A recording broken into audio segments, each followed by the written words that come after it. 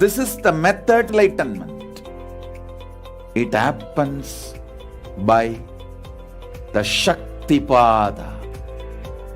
Here Paramashiva is sitting to tell you all, you are Paramashiva, you are me, with Shaktipada and Shaktinipada.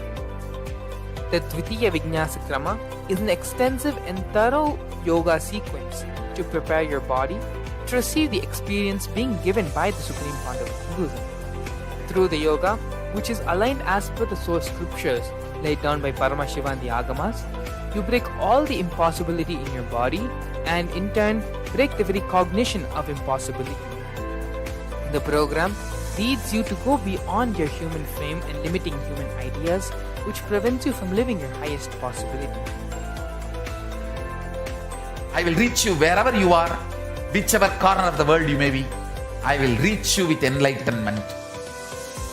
Again I tell you, I am not here to prove I am God, I am here to prove you are God.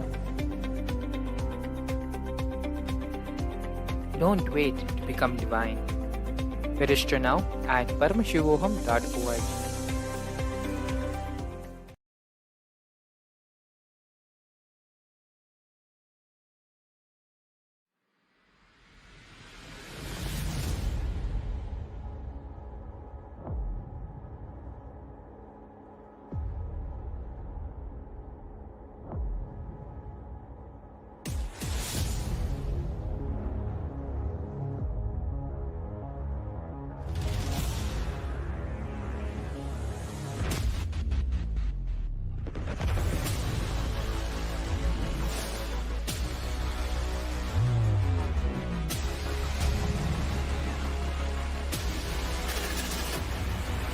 You will become Paramashiva.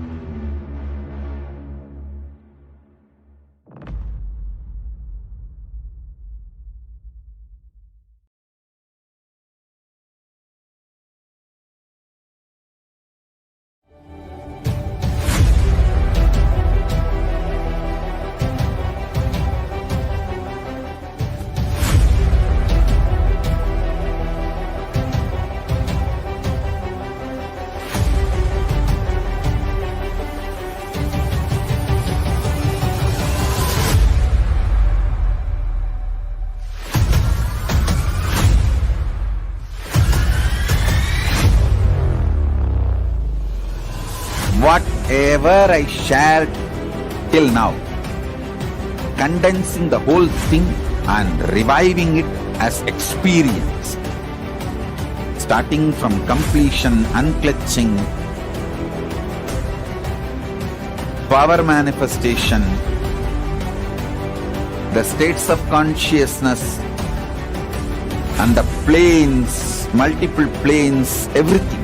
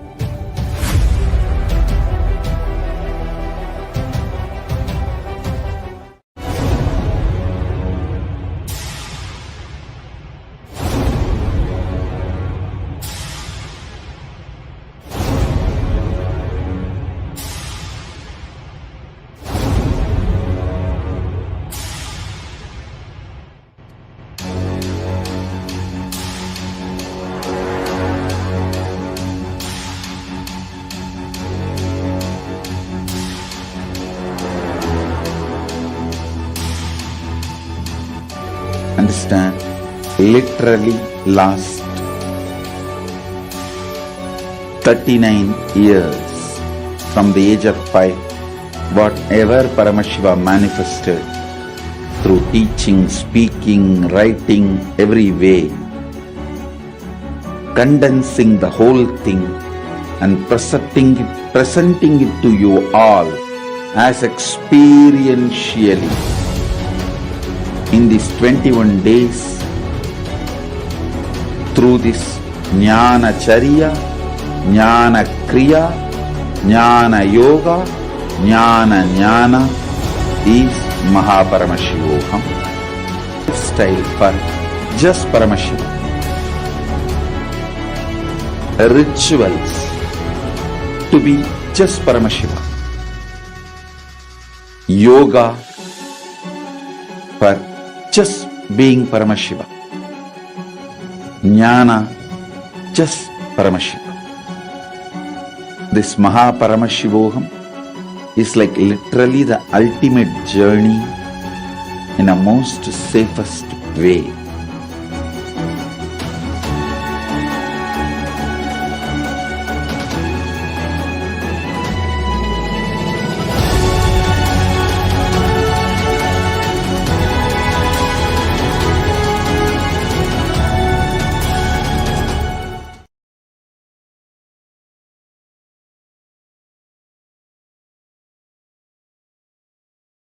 A more intelligently connected world leads to a brighter future.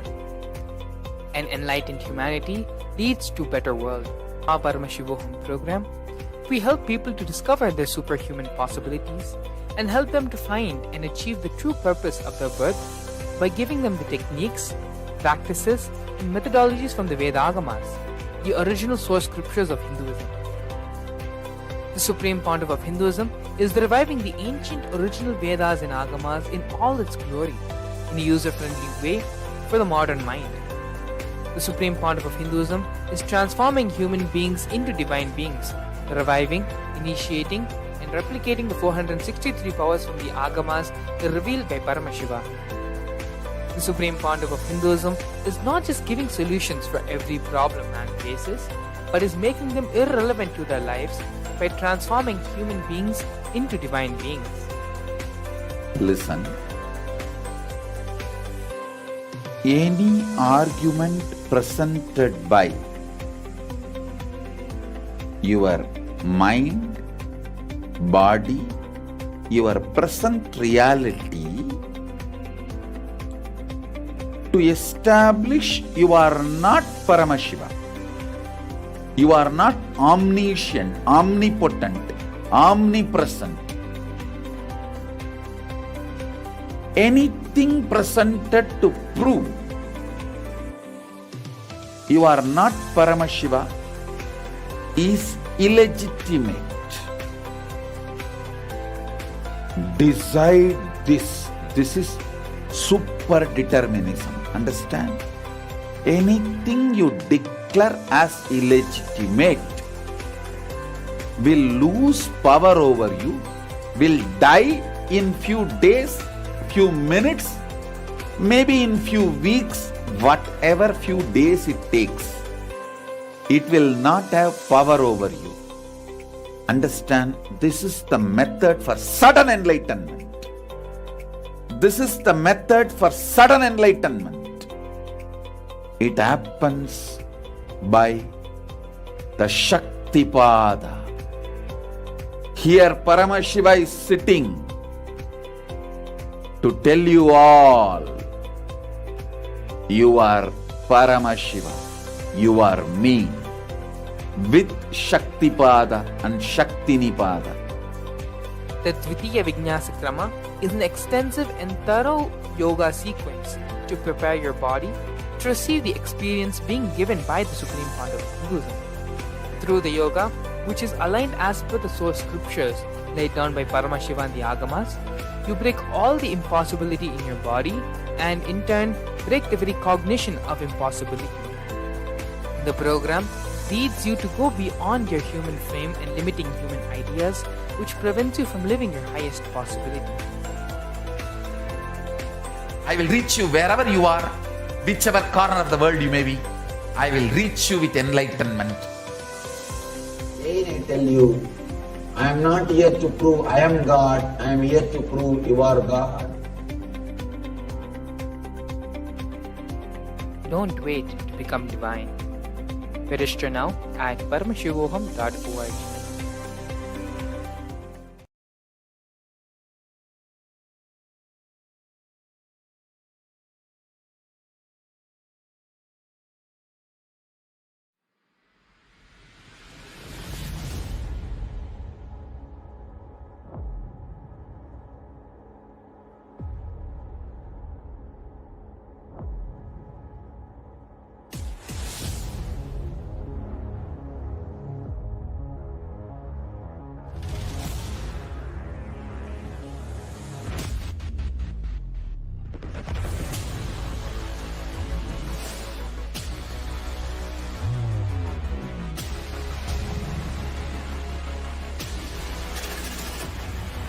You will become Paramashivam.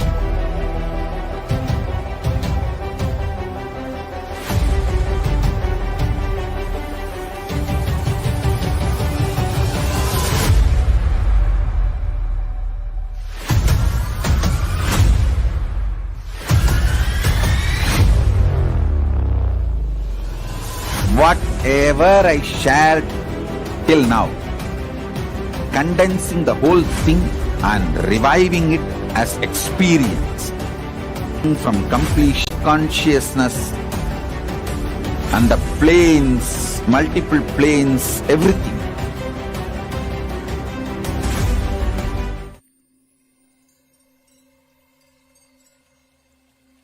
I welcome you all with my love and response.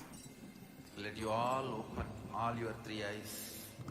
Om Nithyananda Paramashivam.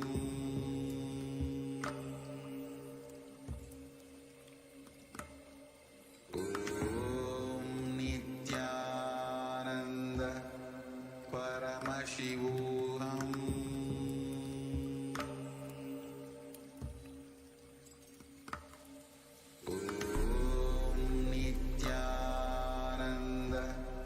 Paramashivam.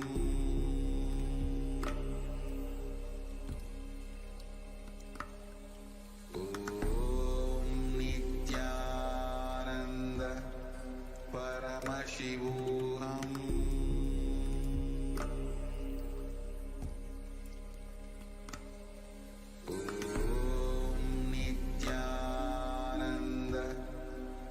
Paramashivam.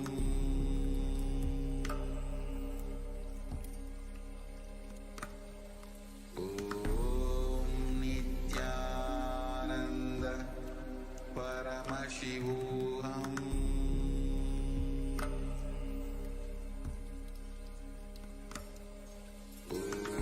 Om Nithyananda Paramashivam.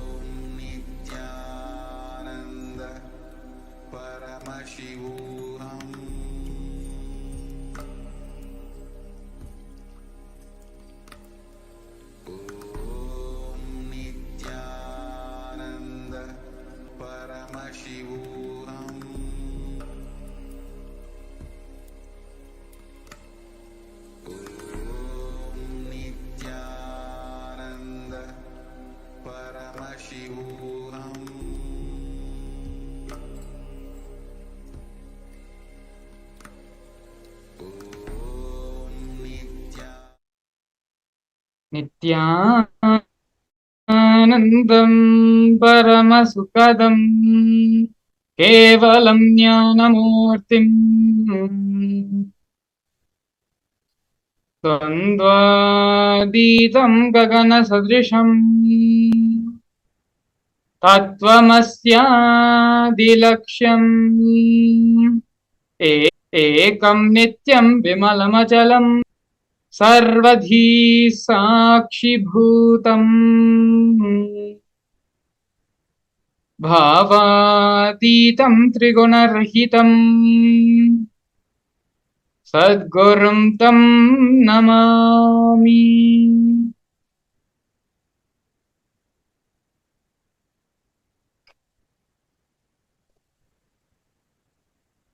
Yes, Nithyananda everyone, we welcome you all for today's another magnificent Bhava Darshan with the Supreme Pontiff of Hinduism, Bhagavan Sri Nithyananda Paramashivam. Today, the Supreme Pontiff of Hinduism is going to be gracing all of us with the Darshan of Dakshinamurthy as the Vidhanya Dakshinamurthy Bhava Samadhi Darshan.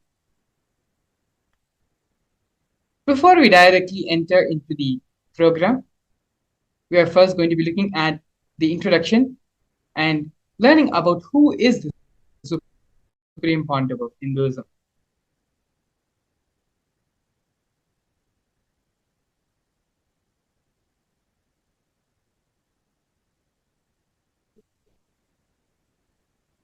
The Supreme Pontiff of Hinduism, Bhagavan Sri Nithyananda Paramashivam, was born on January 3rd, 1978, in the holy and auspicious town of Tiruvannamalai, India. On the 17th of July 1981, at the age of 3, the Supreme Pontiff of Hinduism was initiated into Bala Sannyas, which is the initiation into the child saint by enlightened beings, masters, and his predecessors through a ritualistic ceremony. Next, we're going to be looking at the science of identifying incarnations. The Supreme Pontiff of Hinduism was identified as an incarnation by enlightened beings and masters such as Yogi Raj Yogananda Puri, Vidwan Panduranganar, and the 230th Guru Mahasannidhanam of the Kondai Mandala Adinam of Kanchimur.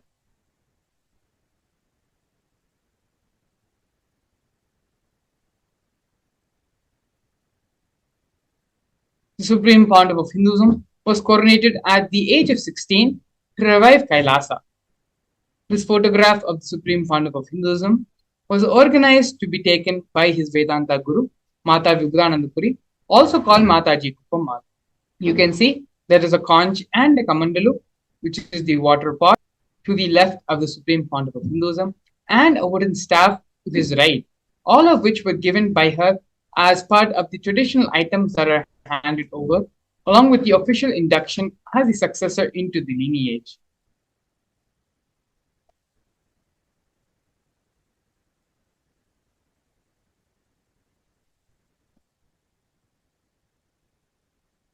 Here we can see the early days of the Nithyananda Sangha, of the revival of Kailasa.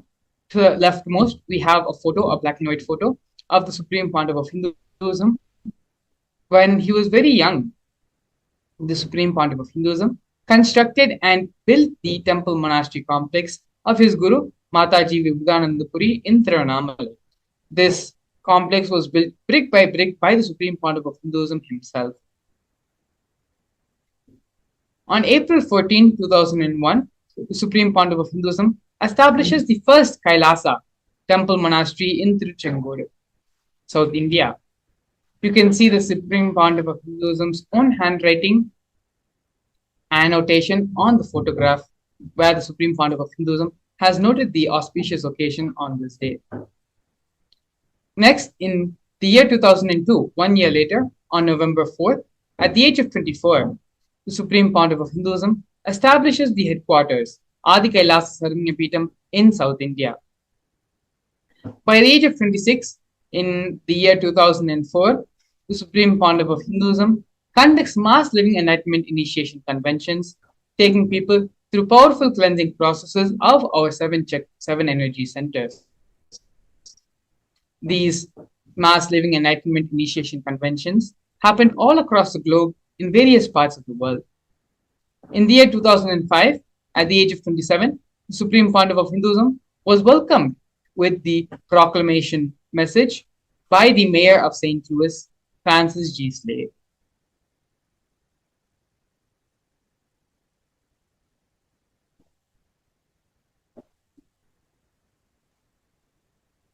Here we can see the Supreme Pontiff of Hinduism conducting the Mass Living Enlightenment Initiation Conventions all across the globe, in various parts of India, in various parts of North America, in Canada, and many more places. Here we can see glimpses from these Mass Living Enlightenment Conventions. One such convention happening in Oklahoma, in the Medical Baptist Center in the United States.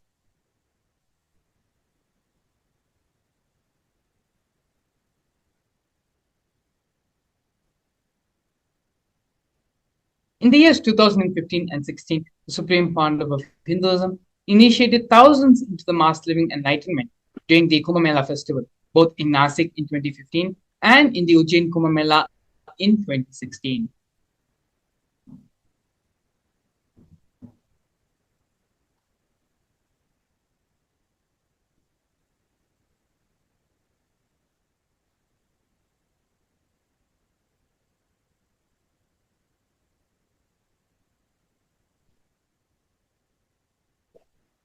Here we can see the various coronations of the Supreme Pontiff of Hinduism, where the first coronation which happened to the Supreme Pontiff of Hinduism was when the Supreme Pontiff of Hinduism was very young, and at that time the Supreme Pontiff of Hinduism was ordained as the 233rd Guru Mahasannidhanam of Kanchi Kailasa Saranya Peetham, which is the Tonde Mandaladhinam.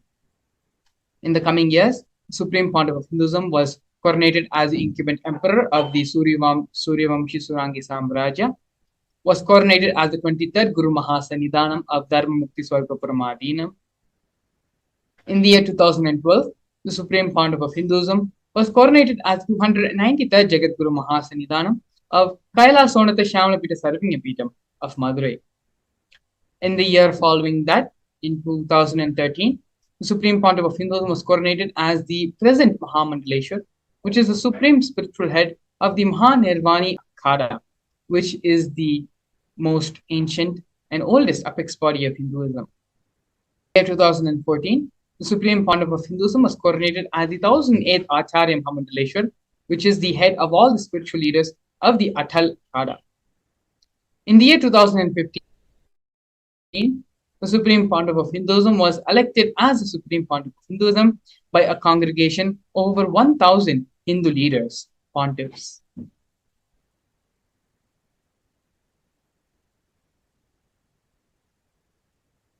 Here, we can see and learn about the Kailasa nation. The sovereign state of Sri Kailasa is a macrocosmic, ancient, enlightened Hindu civilizational nation, whose vision is living enlightenment for all of humanity. Kailasa's mission is to revive, share with today's world the practical applications of the greater science of authentic Hinduism, including Hindu cosmic physics, Hindu alchemy, Hindu cosmology, Hindu biology, Hindu mathematics, the power manifestation science, and other sciences as revived by the Supreme Pontiff of Hinduism. These sciences were once practiced freely in over 56 nations across the continent, but are now facing extinction due to the persecution over a millennium.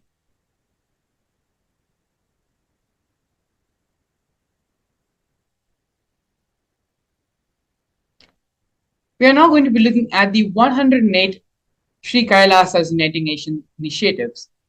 Sri Kailasa Uniting Nation initiatives are 108 different initiatives supporting a variety of humanitarian services, collectively allowing for the creation of an enlightened, peaceful, sustainable, equitable, resilient, and thriving world. One of the projects which we're going to be looking at by Sri Kailasa Uniting Nations is the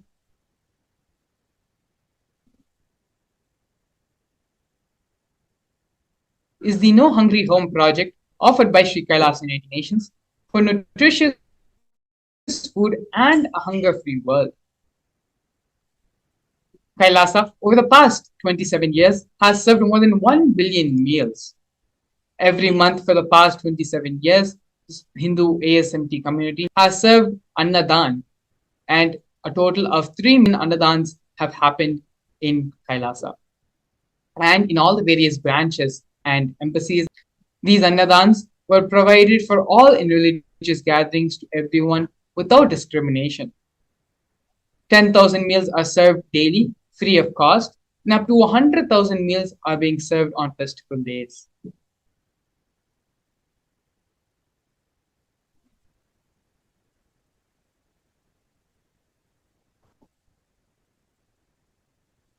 Here we can see Kailasa's protective and preventive COVID care centers offered by Sri Kailasa United Nations for affordable and holistic healthcare. During the pandemic, the Supreme Pontiff of Hinduism converted his monastery campuses into a multi-layer quarantine facility free for all people in age, gender, caste, creed, ethnicity, or social economic status. Food, shelter, internet, and all the basic facilities, including free medical services, were provided for an indefinite amount of time.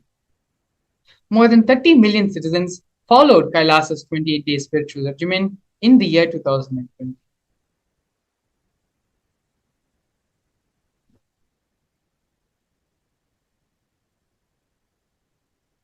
Next, the university and the Nithyananda Gurukul, both offered by Sri Kailasa United Nations for education reform and development.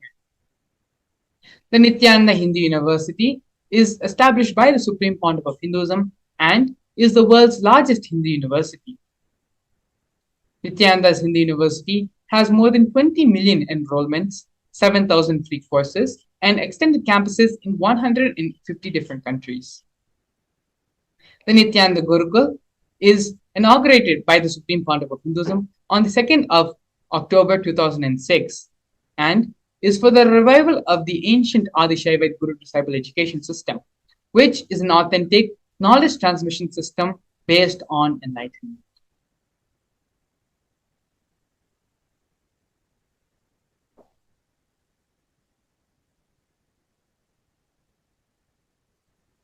Here, we're looking at the Nithyananda Jnanalaya project and the Hinduismpedia offered by Sri Kailasa United Nations for the protection of Hindu scriptures. The Nithyananda Hindu Jnanalaya project was established by the Supreme Pontiff of Hinduism to collect and preserve the 1 million Hindu scriptures while ensuring the knowledge is made accessible and shared free of cost to all, collecting and preserving 1 million source books on Hinduism. The Supreme Pontiff of Hinduism himself has authored 10,000 books in 3 different languages and translated into 50 other different languages, has published more than 10,000 articles, and has given more than 10,000 hours of free discourses with over 1 billion combined views.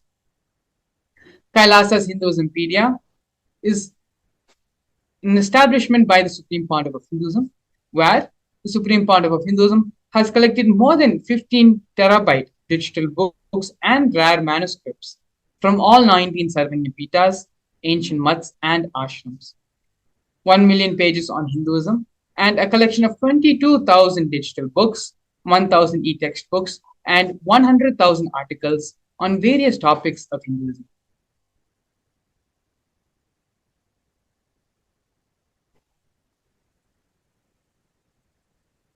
Here we're looking at the Confluences for World Peace offered by Sri Kailasa United Nations for global peace and religious harmony. In the year 2009, the Supreme Pontiff of Hinduism organized a month-long peace walk covering 1,000 kilometers and 1,000 villages to bring together in harmony from all walks of life to promote feeling connection and oneness among people. During the walk, health camps were conducted in villages along its path.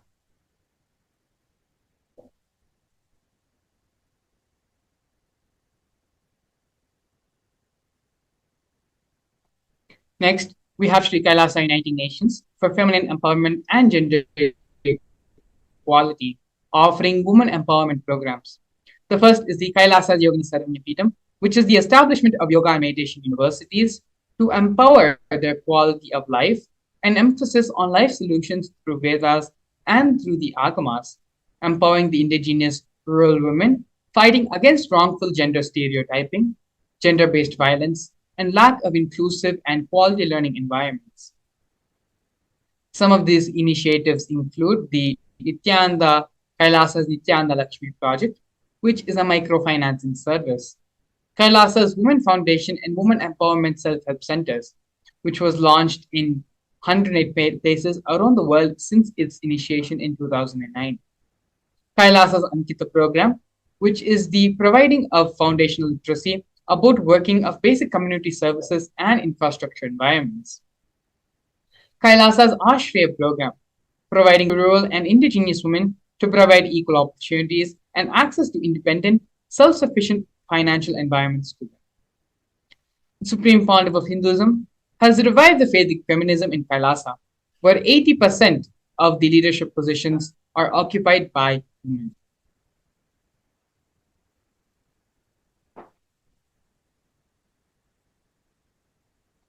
Next, we are looking at the offerings made by Sri Kailasa Uniting Nations for Yoga in the form of the Nityananda Yoga. The Supreme Pontiff of Hinduism has revived 108 scientifically validated kriyas, specifically targeted to 108 major disorders and diseases such as diabetes, arthritis, and blood pressure. The Supreme Pontiff of Hinduism is also reviving the ancient pole yoga, which is the Shivastambha yoga, and rope yoga, which is the Kundalini Rajya yoga, in which yogic asanas, postures, and weight balancing techniques are performed to create the yogic physiology, aligning it to the cosmic geometry that manifests superconscious powers. Not only that, but the Supreme Pontiff of Hinduism has also been awarded 2 Guinness World Records for the largest rope yoga class and the largest Shivastambha class, with bringing worldwide attention to these extraordinary forms of yoga. These Guinness World Records were established on the 30th of September.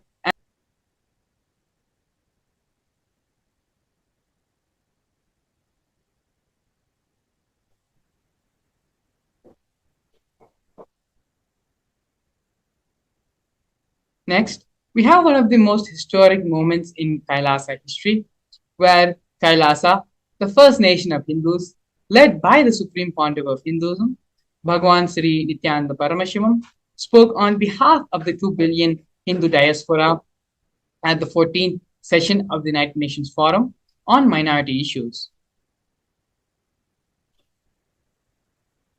A significant milestone in the history of Hindus and the sovereign state of Sri Kailasa happened on the 2nd of December 2021.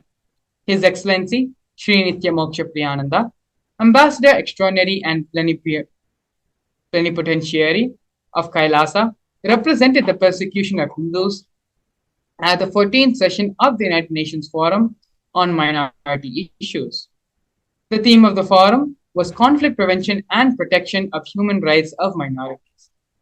This was the first time the plight of persecuted Hindu minorities was represented in the United Nations. The systematic and degenerational attacks on Hindu indigenous traditions were highlighted as a part of this meeting.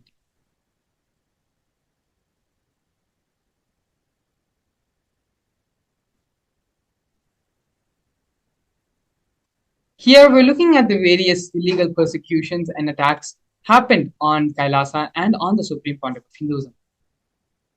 Over 70 assassination attempts and physical attacks have happened on the Supreme Pontiff of Hinduism in India and abroad. 40 attacks on community members, destruction of temple monasteries and properties, over 60 incidents of attacks of molestation and rape of women and women monks. Intense lawfare through the 100 different false cases, legal cases, being falsely accused and put on the Supreme Pontiff of Hinduism. Intersectional persecution using the entire government mechanism, politically owned media, police, and judiciary controlled by politicians. Inciting mob violence via the social media. These are not just one or two, but many, many ways through which these the illegal attacks are happening on the Supreme Pontiff of Hinduism by anti-spiritual elements and anti-Hindu elements. Despite all this, all the attack, all the illegal persecution going on being happening on the Supreme Pontiff of Hinduism, the Supreme Pontiff of Hinduism, having the resolution and in his unwavering devotion and commitment to his gurus and to the revival of the Kailasa nation, the only nation for Hindus, the Supreme Pontiff of Hinduism, has now successfully established Kailasa nation. We are now going to be looking at, in the next segment, a very powerful and important part of the Supreme Pontiff of Hinduism's contributions to humanity, and that is the science of power manifestation. We're going to be looking at what exactly is power manifestation, the Shastra Pramana, scriptural reference for power manifestation, as well as a live demonstration of the various powers given by Paramashiva in the Agamas with the grace and blessings of the Supreme Pontiff of Hinduism. We will be back after a short break, in which we're going to be exploring and learning about the power manifestation science. A more intelligently connected world leads to a brighter future. An enlightened humanity leads to a better world. During the Paramashivam program, we help people to discover their superhuman possibilities and help them to find and achieve the true purpose of their birth by giving them the techniques, practices, and methodologies from the Vedagamas, the original source scriptures of Hinduism. The Supreme Pontiff of Hinduism is reviving the ancient original Vedas and Agamas in all its glory, in a user-friendly way for the modern mind. The Supreme Pontiff of Hinduism is transforming human beings into divine beings, reviving, initiating, and replicating the 463 powers from the Agamas revealed by Paramashiva. The Supreme Pontiff of Hinduism is not just giving solutions for every problem man faces, but is making them irrelevant to their lives by transforming human beings into divine beings. Listen. Any argument presented by your mind, body, your present reality to establish you are not Paramashivam, you are not omniscient, omnipotent, omnipresent. Anything presented to prove you are not Paramashiva is illegitimate. Decide this. This is super determinism. Understand?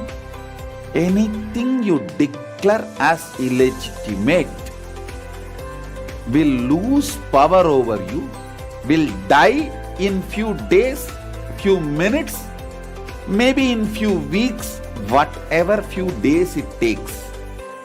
It will not have power over you. Understand? This is the method for sudden enlightenment. This is the method for sudden enlightenment.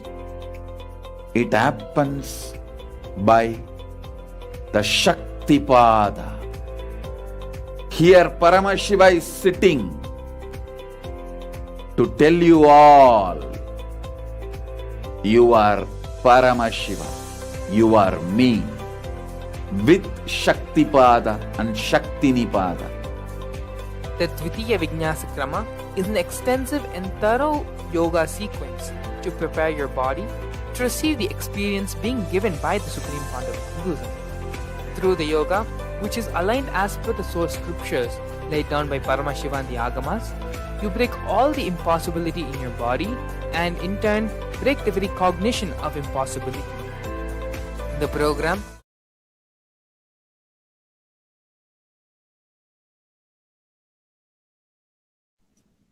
Nithyanandam, we welcome all the viewers watching us live on our social media platforms on the official Supreme Pontiff of Hinduism Nithyananda Paramashivam YouTube channel and the official Facebook page to this powerful and beautiful session on manifesting powers. In this session, we're going to be understanding and learning various aspects of power manifestation, like how is it helpful and how is it beneficial to our lives? What is the difference between the other people who manifest Shaktis, who manifest Siddhis, and the initiated disciples who manifest Shaktis? And ultimately, we are going to be having a powerful session, a powerful demonstration on the manifesting Shaktis of Paramashivam. So now let us understand first what are the powers and where do they come from. The powers actually come from the Vedas and Agamas, which are the source scriptures of Hinduism. And in the Vedas and Agamas, Paramashiva reveals in detail about how every human is hardwired to manifest the Shaktis of Paramashiva. Manifesting powers are given in detail in the Vedas and Agamas, a step-by-step methodology of how to manifest them and how, when we achieve enlightenment, how these manifestations happen.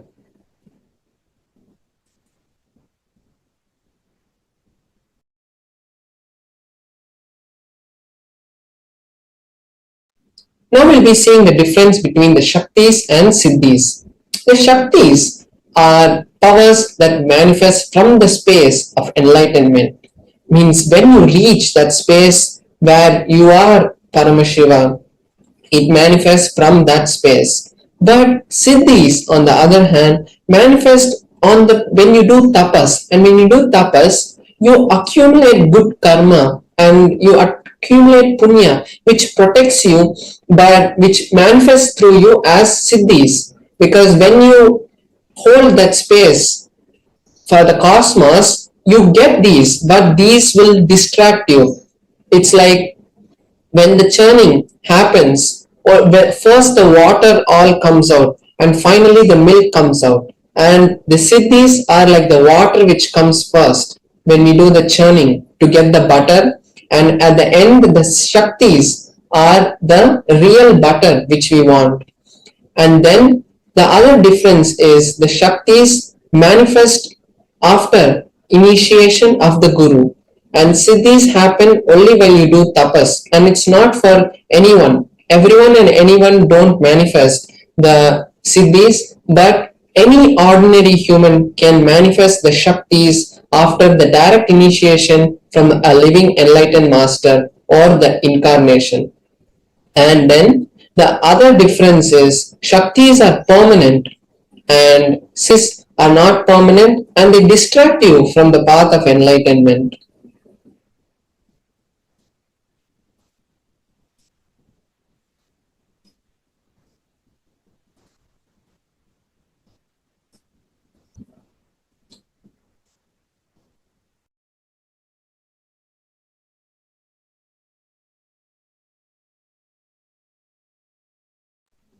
Now we're going to be seeing the various pramanas. How are these powers derived? From where do we get these powers and how is it validated? What is the foolproof authentication method that is used by the ancient rishis to validate these powers? So these powers are validated in 4 different ways. First is the supreme authority of these is the Shastra Pramana. The Shastra Pramana is the direct revelation from Paramashiva, what Paramashiva has given to us in the Vedas and Agamas, which are the source scriptures for Hinduism. Then we have the Apta Pramana, which is the experiences which are time tested and foolproof. And after thorough research, the ancient rishis, who are the scientists, and the enlightened masters who have come before, like Ramana Maharishi and Ramakrishna, their experiences about these powers, how they manifested and how they had taught their disciples. So that is the Apta Pramana. The Atma Pramana is the validated experiences of the Supreme Pontiff of Hinduism. How the Supreme Pontiff of Hinduism, after manifesting these Shaktis, he validates them with the Apta Pramana, seeing whether his experiences match the Apta Pramana, and then seeing whether his experiences match with the Shastra Pramana. After that, he reveals it to us as his Atma Pramana. Then we have the Pratyaksha Pramana, which is the scientific study and the empirical evidence of these Shaktis. What science understands when these powers manifest. And now we're going to be going through a detailed explanation of each of these Pramanas for the powers. So before that, we'll be seeing the source of these Shaktis. Who is the source? So as I mentioned before, Paramashiva is the source of these Shaktis. Paramashiva is the primordial divinity, and he is the ultimate reality and the self-effulgent. He is also Swayam Prakasha, which is self-effulgent, and he is omniscient and omnipresent. From him, this whole universe is manifested, and by his manifestation, the 5 actions are manifested, which is the creation, sustenance, rejuvenation, removing from delusion, and liberation. So through these 5 actions, all of this whole universe, this whole cosmos, this whole existence that is there, which we know, is created and sustained.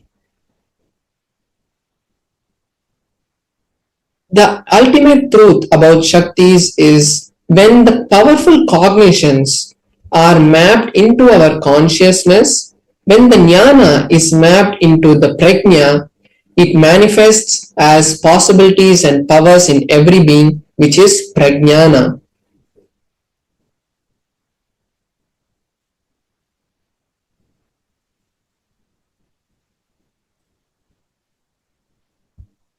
Now we are going to be seeing a detailed explanation for each of these pramanas that we saw, the Shastra Pramana, Apta Pramana, Atma Pramana, and the Pratyaksha Pramana. So first we have the Shastra Pramana for the power of third eye, which is from the Vijnana Bhairava Tantra, a scripture directly revealed by Paramashiva to Paramashiva Shakti. And in that scripture, he gives the reference for the power of third eye. And third eye is not just the blindfold reading, but it is the extraordinary intra-organ which is given to all of us by Paramashiva. So the Shastra Pramana is from the Vijnana Bhairava Tantra, Sutra 34. Kapalantarmanonyasa tishtanmilitalochanaha kramena manaso dhadyat lakshayed lakshyamuttamam. The translation for this verse is by fixing the mind on the inner space within the crown center and sitting stably without any movement and having the eyes closed in succession. By that stability of the mind, the inner space, through the power of the third eye, one directly sees the ultimate lakshyam by having the vision beyond the sight that reveals any object or place, attaining the space of oneness with Paramashiva. So we can see here how Paramashiva has given the detailed understanding of how these powers manifest. And it is by the space of ultimate oneness with Paramashiva. Now we are seeing the Apta Pramana for this power, which is from the Bhagavad Gita. The Bhagavad Gita is in the historical epic called the Mahabharata, and in the Mahabharata there is a dialogue between Arjuna and Krishna, where Bhagavan Krishna is the direct incarnation of Parandama and Arjuna is the disciple, is the friend of Krishna. And before going to the war, Arjuna has some delusion which blocks him from performing the instructions of Bhagavan Krishna, and at that time the ultimate scripture of the Bhava is revealed to humanity. So in that, the 11th chapter, Arjuna has the desire to see the divine vision, the divine darshan.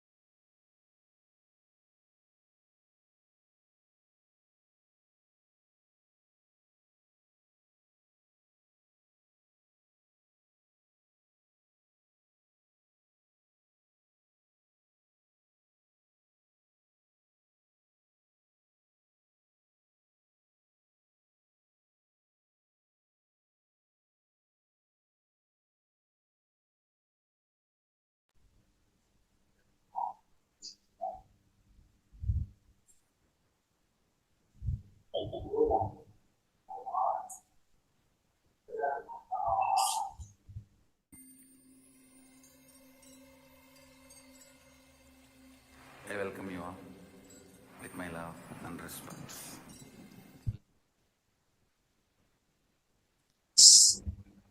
Sorry for the technical glitch. Yes, how the Bhagavad Gita was revealed, and how the Bhagavad Gita was revealed, and how Arjuna had asked Krishna that Arjuna wanted to see the cosmic form, the Vishwarupa Darshana of Krishna. So Arjuna asked Krishna, and Krishna says to Arjuna, "You cannot see my cosmic form with these physical eyes of yours. I grant you the divine vision of the third eye. Behold my cosmic opulence." So this is the 8th verse of the 11th chapter, and after that, what happens is Arjuna sees Arjuna's third eye is awakened, and Arjuna is able to see the Vishwarupa Darshana of Bhagavan Sri Krishna. And then in the whole 11th chapter, Arjuna narrates that beautiful darshan that he has. Next, we'll be seeing the Atma Pramana of the Supreme Pontiff of Hinduism, how he experienced this power.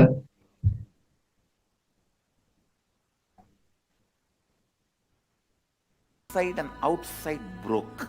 So in the Supreme Pontiff of Hinduism's own words, he says, that I was able to see everything. I was able to see, in my first experience, I was able to see the whole 360 degrees around me, above me, in all directions, and below me. I was able to not only see everything, I was able to feel and experience everything. So as we saw in the Shastra Pramana, the verse says that when mind and body is unstable, you will be able to see beyond the sight and have the divine vision of the ultimate goal, Lakshyam, and you will have the extraordinary oneness and Advaita with Paramashivam. So we can see this in this experience of the Supreme Pontiff of Hinduism. Next, we'll be seeing the empirical evidence, which is the scientific study on the Supreme Pontiff of Hinduism. Bush, shrubs, trees, everything.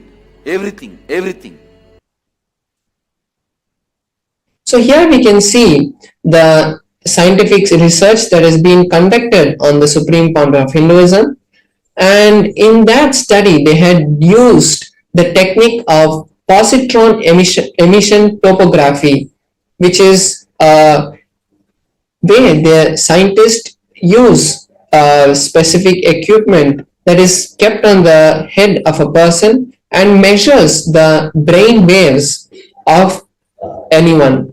So we can see how in this picture the Supreme Pontiff of Hinduism itself is going through the research, and when they had done the measurements, they found high activity in the part of the brain which hosts the third eye, where the third eye is. So in the frontal lobe of the Supreme Pontiff of Hinduism, they were able to see high amount of activity being released, and 90% of the energy was from that place, and the whole rest of the brain was silent and had become dark. So this is the findings that they could find from the Supreme Pontiff of Hinduism's own brain when they had done the scan. Now we'll be seeing one of the powers that manifests from the power of the third eye, which is the power of consciousness over matter. And consciousness over matter is also from the Vijnana Bhairava Tantra. We'll be seeing the Shastra Pramana now, and then we'll be moving on to the live demonstration of this power. So the Shastra Pramana for the power of consciousness over matter is from the Vijnana Bhairava Tantra, Sutra 120, Dharana 95. Bhagavan Paramashiva says, Kvachid vastuni vinyasya shane drishtim nivartayet tajnanam chitta sahitam devi shunyalayo bhavet. The meaning is, having fixed one's eyes on a particular object, vastu, one should slowly withdraw the sight from that object as well as slowly eliminate the knowledge of that object. Then one should remove all the thoughts, one should unclutch from all the thoughts and impressions of that object. Then, O Devi, one abides in Shunya, the state where there is nothing other than this exists, which is the state of all inclusiveness or infinity. So as we can see, in this verse also, Paramashiva again emphasizes that from that space of oneness, from that space of Advaita, only all these powers manifest. So now we'll be having a live demonstration of this power, where I will be manifesting this power to all of you. So how we are going to be manifesting is, I'm going to be having my Atma Linga, crystalline Linga, which is energized directly by the Supreme Pontiff of Hinduism, and where he installs the direct energy of Paramashiva. It is a living form of Paramashiva that is given to all of us. And then with this Atmalinga, I'm going to be placing it on my hand, and through the oneness with Paramashiva, we are going to be seeing the Atmalinga stand. The greatness of this power is not that the Atmalinga stands, but when the Atmalinga stands, we really experience Paramashiva, and it gives all of you viewers who are watching us now that direct experience of Paramashiva happening, because we don't see Paramashiva physically manifest in our life other than through the Supreme Pontiff of Hinduism. But when Paramashiva wants to show that he is really manifesting through you and give you the confidence that he is alive and reciprocating to all your prayers, Paramashiva manifests through these divine Shaktis that he has given to us in the Vedas and Agamas. So now I'll be showing in a close-up camera my hand and the Atmalinga, and we will be able to see that there is no strings tied to my hand, there is no any other way that the Atmalinga can be moved other than through the power of the consciousness.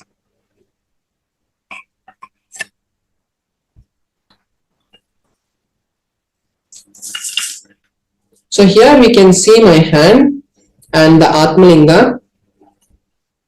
And the Atmalinga, as I said, mentioned before, it is made of a crystalline material, and the Atmalinga cannot be moved by a magnet.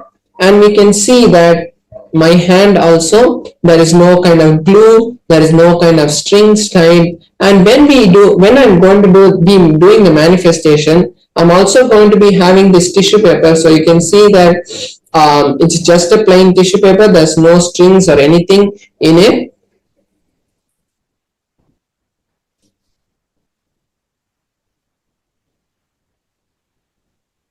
So it's just a plain tissue paper, and I'm just going to fold it so that it's a bit more stronger.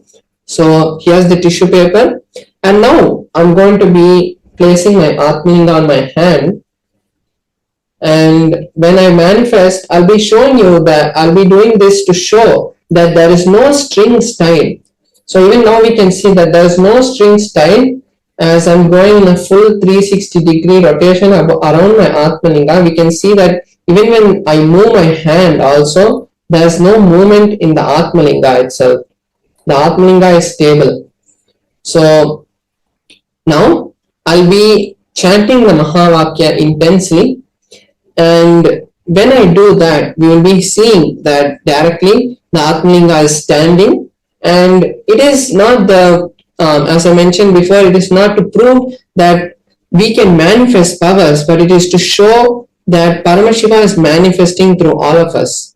So because of that, we'll be, and when we manifest these powers, the most important thing that happens is we are creating an ecosystem, a Vata Varna, where any desire that we have, because we are in oneness with Paramashiva, any desire that we have automatically manifests, because it becomes, the desires that happen in us starts to directly be downloaded by Paramashiva. Only what he wants start manifesting through us, because we start to understand that we are Paramashiva.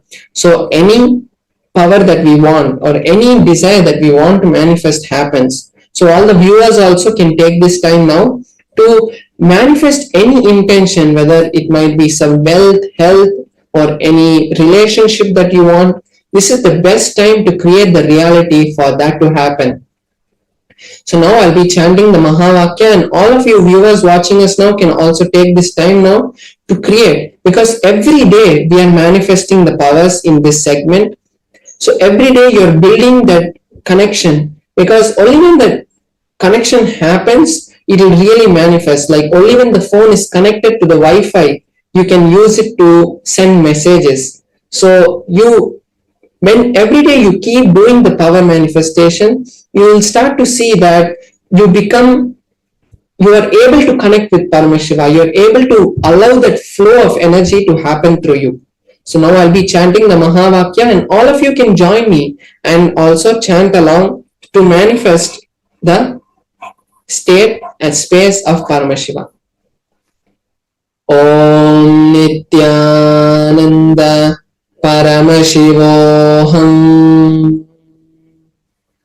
Om Nithyananda Paramashivoham. Om Nithyananda Paramashivoham.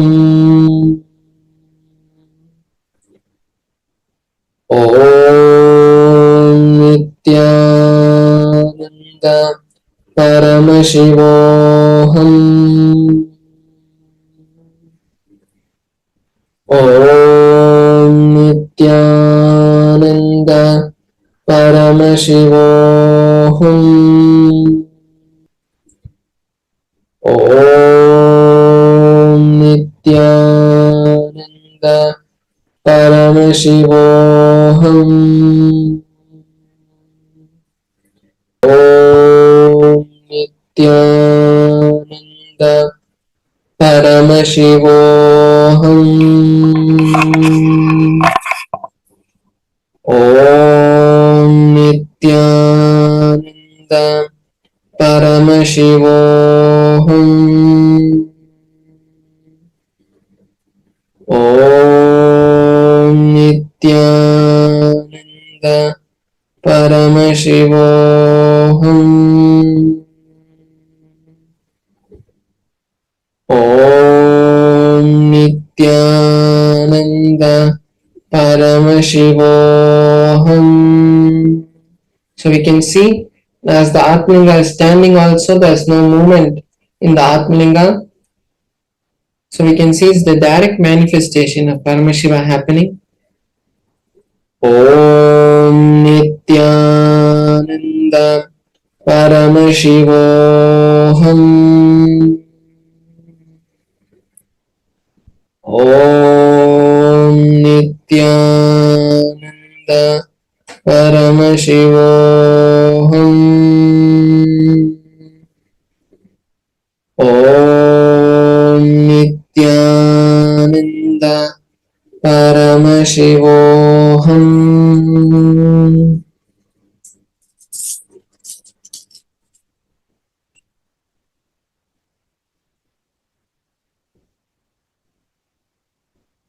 So we saw the beautiful manifestation of the Atmalinga moving, and this is the best opportunity for all of us to create any reality that we want.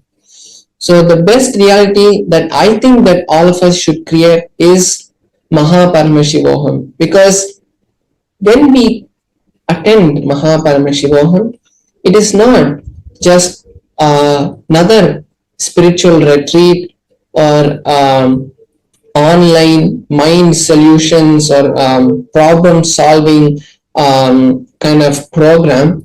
It is a direct program by the Supreme Pontiff of Hinduism, who is the Nijavatara of Paramashiva, and who has scientifically proven that these programs can create any reality in your life, is going to be conducting the Paramashivoham sessions. And when we sit in those sessions, what you think about wealth, health, powers, money, anything that you think, there'll be a change, because you will get the real understandings and real cognitions about these powers.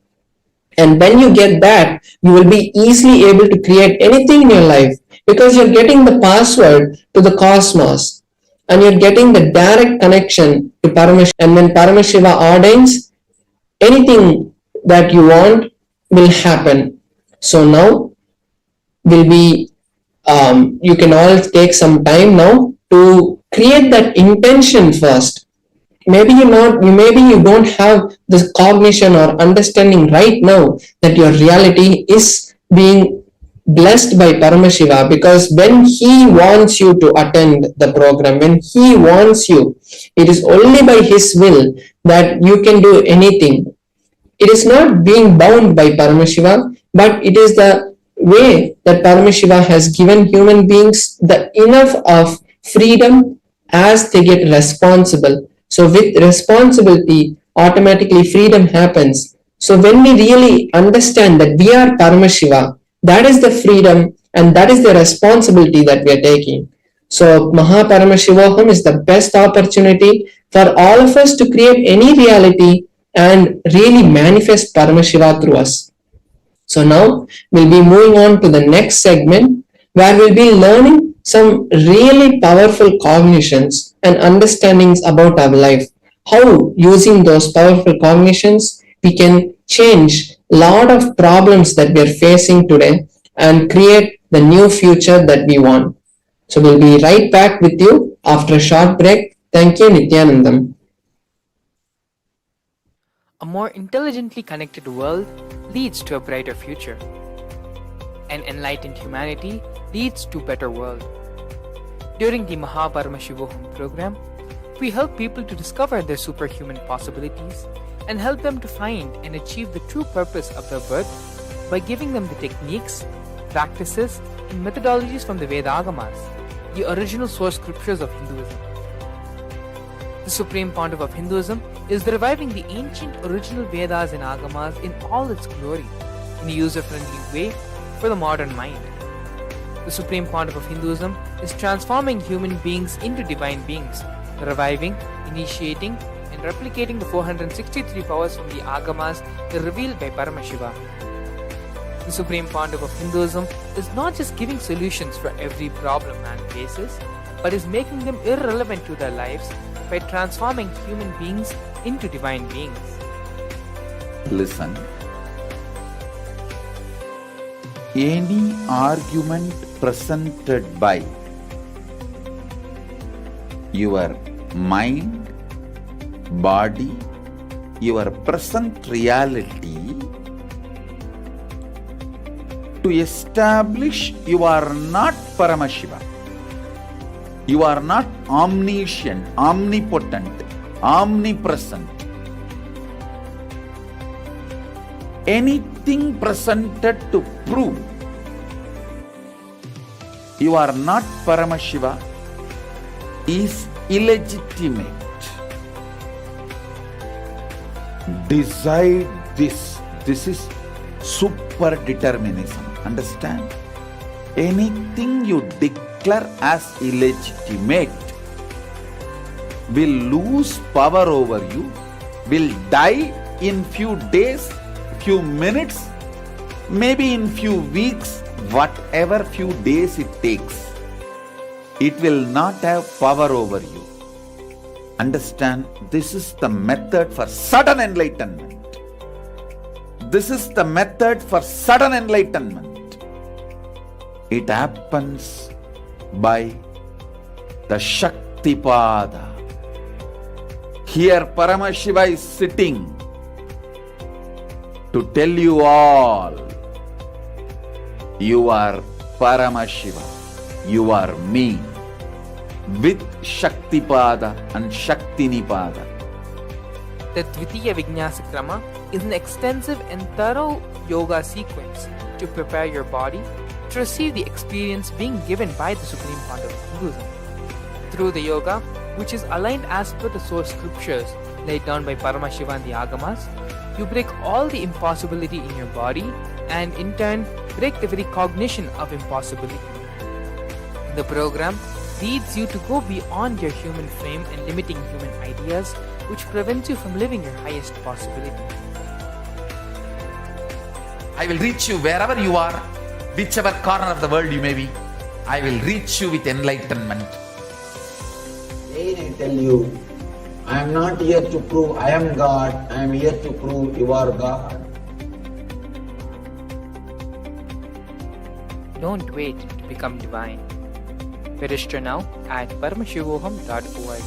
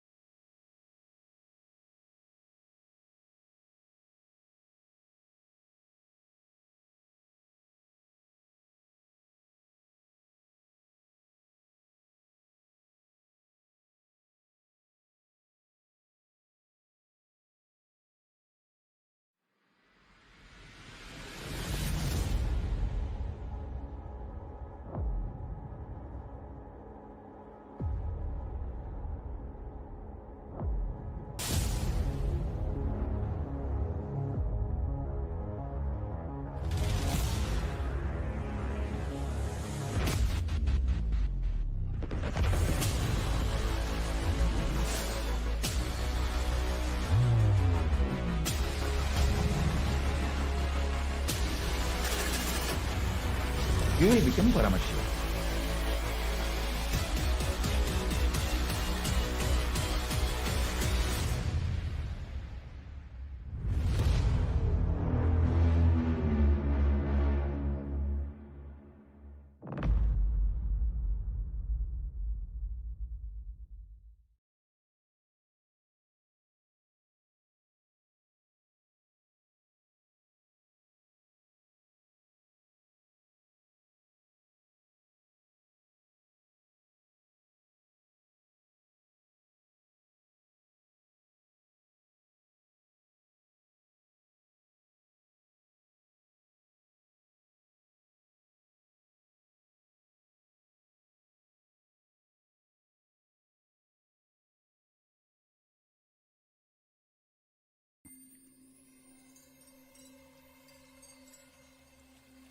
I welcome you all with my love and respect.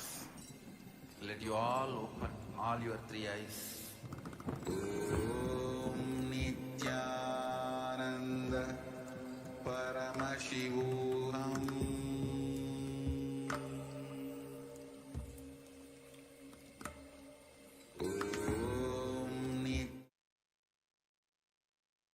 Yes, Nithyananda everyone, we're back. Beautifully, in the previous segment, we saw Parameshwar Maharaj demonstrate the powers of the third eye, displaying the science of power manifestation. Parameshwar Maharaj, with the grace and blessings of the Supreme Pandava of Hinduism, was successfully able to manifest the power of consciousness over matter, where the Atmalinga in his hand he was able to move it from being in a horizontal flat position to a vertical standing position.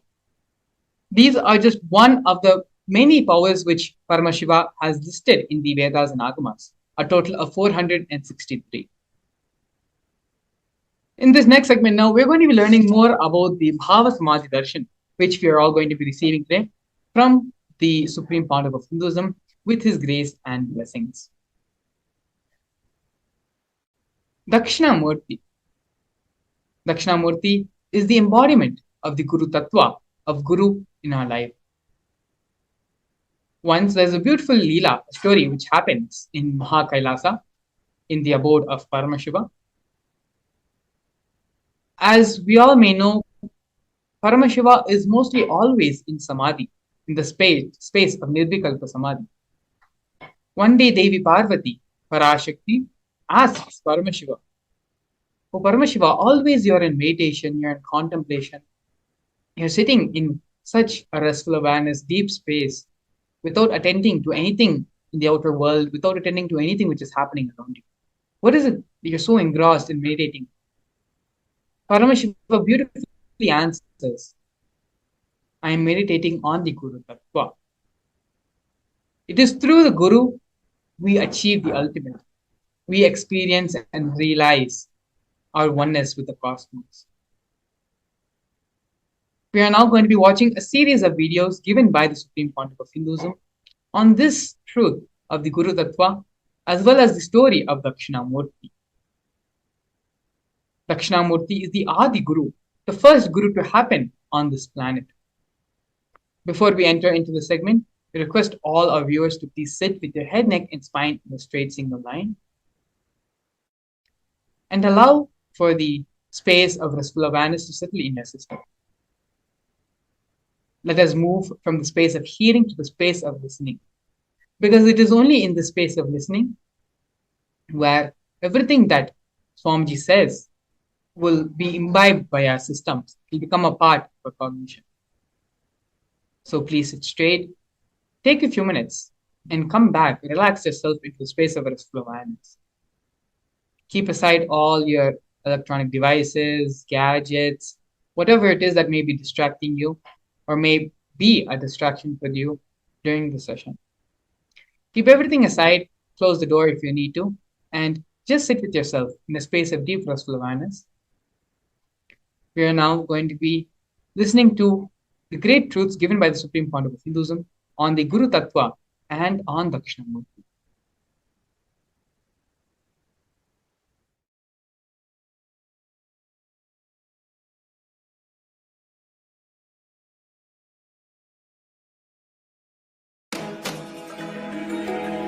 When we say Dakshinamurthy teaches in silence, it is not that he never utters a word, but just by a word, he will transmit petabytes of information.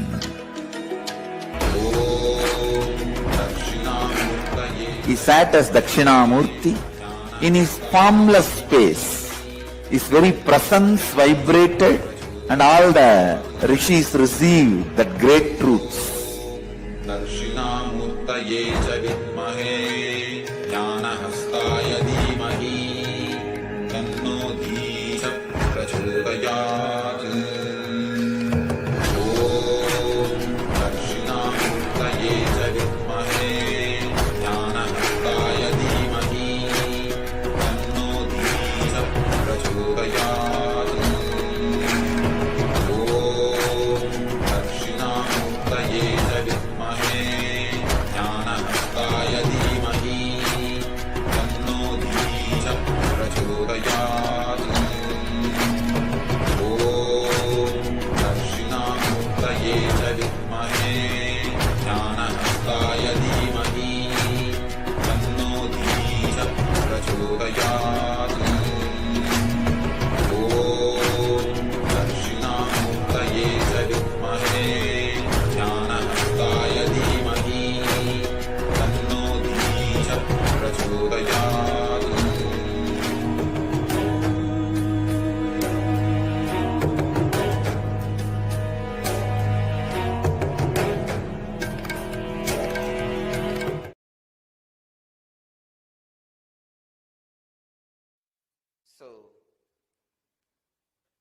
Silently, Shiva lands in the Tarugavana as a handsome young man.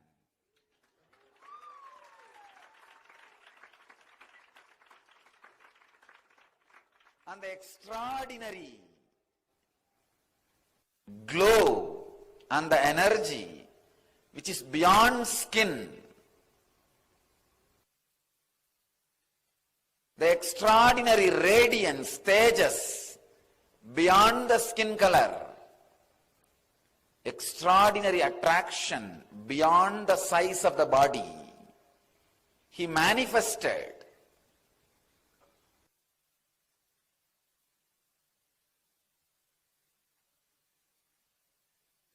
as this young man filled the whole Tarugavana.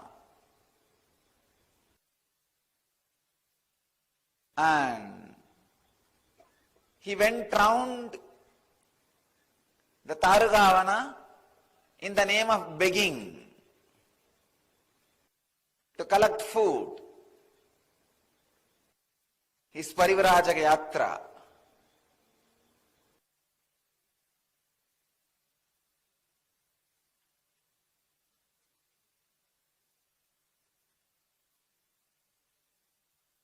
All the wives of the rishis saw this extraordinary charismatic energy expression. Fortunately, they were not bitten by the snake intellect. They were not caught in the arrogance. They were not caught in the pseudo-ego of their husbands. These Tarugavana rishis, some of the great intellectuals, because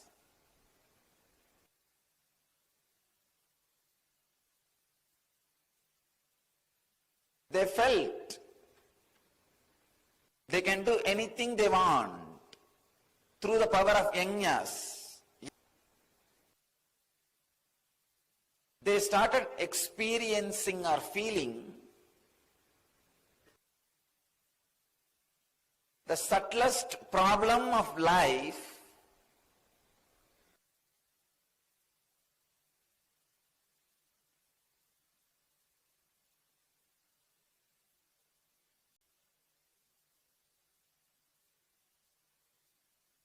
pseudo-ego asserting itself as ultimate.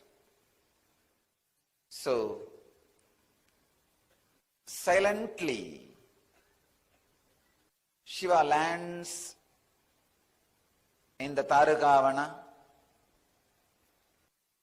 as a handsome young man.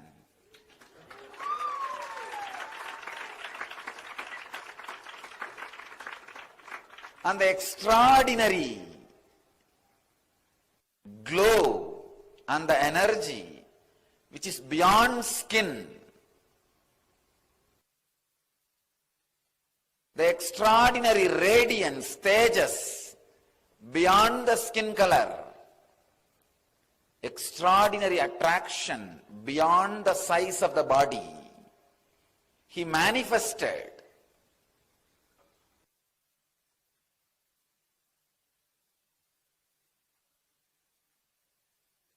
as this young man filled the whole Tarugavana. And he went round the Tarugavana in the name of begging to collect food. His Parivrajaka Yatra.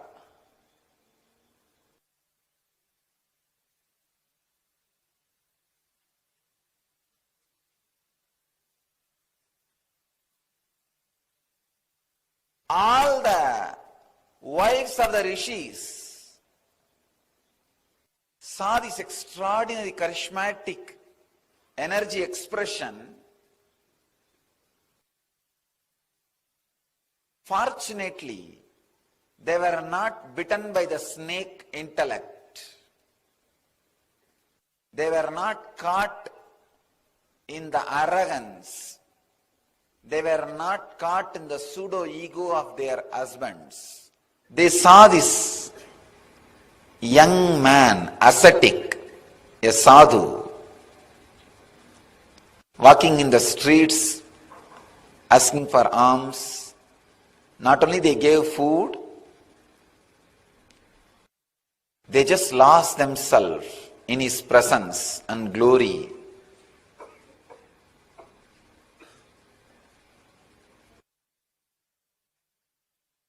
All of them have started spending time around him, started listening to his teachings. Having those ideas.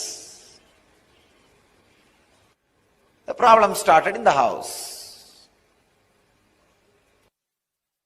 So it is too much. Within days, there was a meeting of all the intellectuals, big discussion, how to stop this young sadhu going around and begging and giving lessons and teachings and taking classes. Something immediately need to be done. Otherwise, we will not have anybody in our house. We will be left all by ourselves. Everybody has started following them.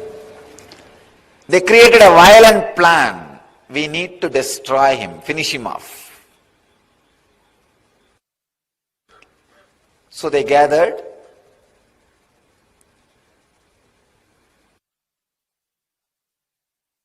Started spreading waves. Those days, yajna. Those days, yajna means what? Creating certain waves and sending all over the world. They organized a huge yajna and started chanting different mantras, started creating negativity and sending it towards him. Those intellectuals commanded the Damaru, go and kill that man and come, kill that sadhu. Damaru came with all its speed. The young sadhu was sitting under the banyan tree.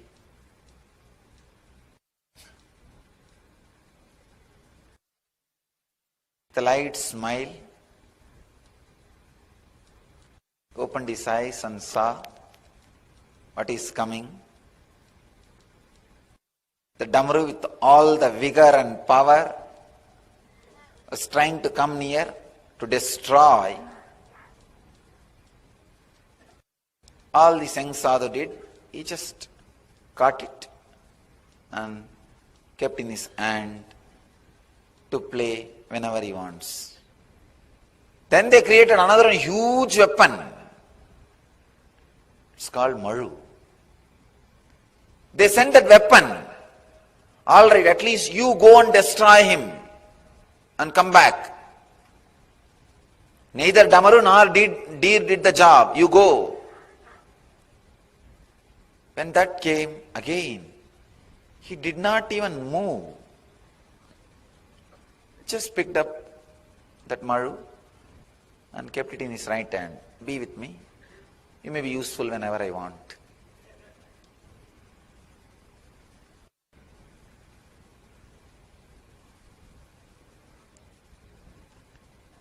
It's too much. Then they created a tiger out of that fire and sent. Mahadeva not only killed the tiger, took out that skin, started wearing it as dress.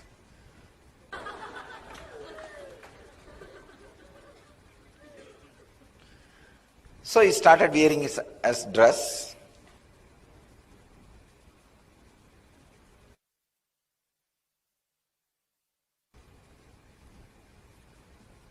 Then they created an elephant. Again, different energies.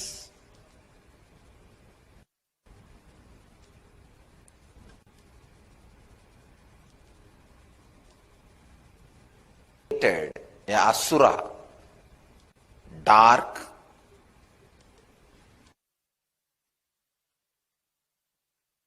cunning, cruel, dumb.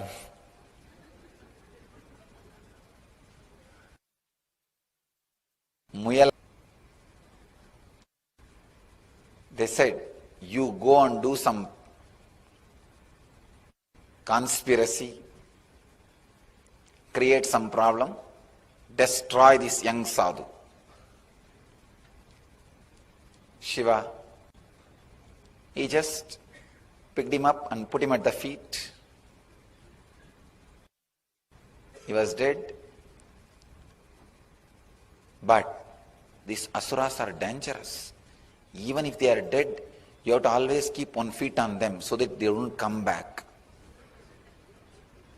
He puts his feet.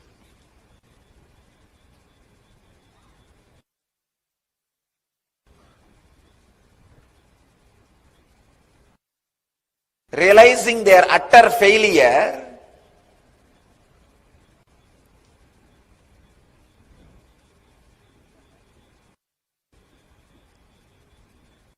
they tried to do all possible things.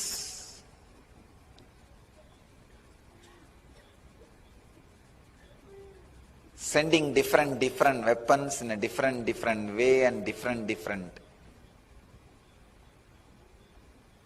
negative energies. But nothing could hurt Mahadeva. Nothing could hurt that young sadhu. Everything goes and just surrenders itself at his feet. They were shocked, surprised, unable to understand what is going on, confused, completely disturbed. The very fire, Agni, in which they do the homa and create anything they want, that very fire they commanded, come on, it is time, you go and destroy him, or we will be destroyed. The fire comes in full speed. That's the last weapon they had.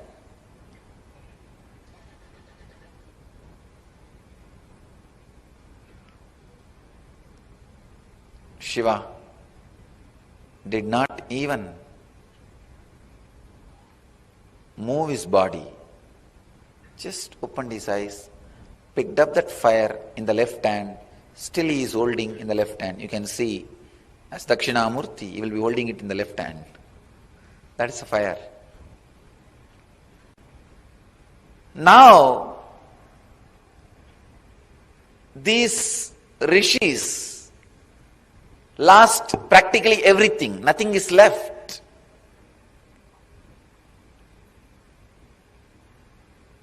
It is too much, too strong lesson for them.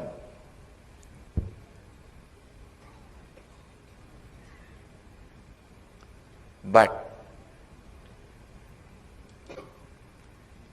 even though they were thinking about this young sadhu to destroy him, but continuous thinking about him has brought some good things to them.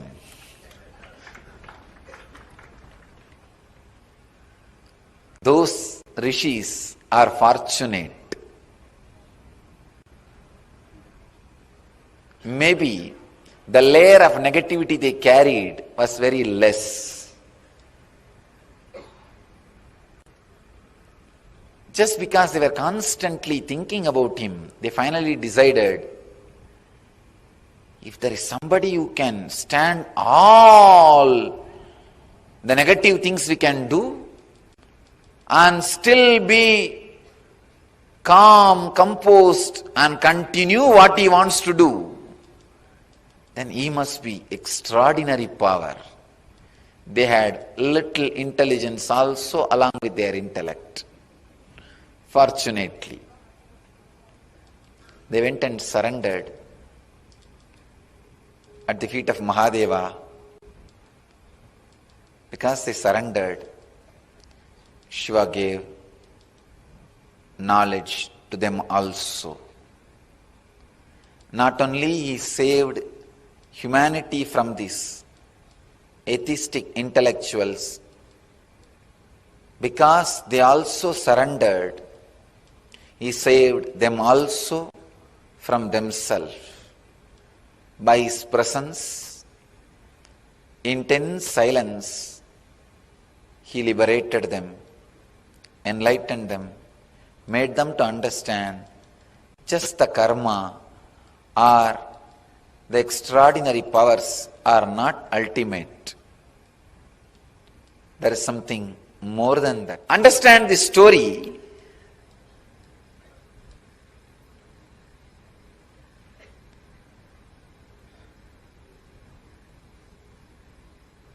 When Guru assumes the human body,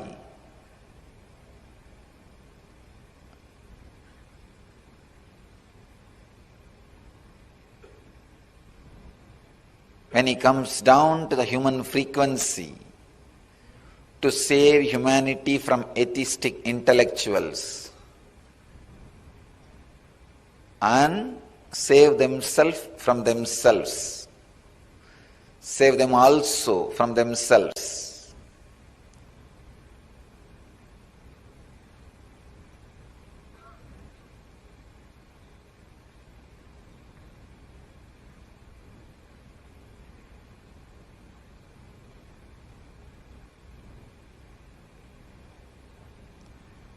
The extraordinance he radiates itself is power. Because of his extraordinary energy and silence and the spiritual presence, any negativity comes, just dies down and starts supporting him in positive way.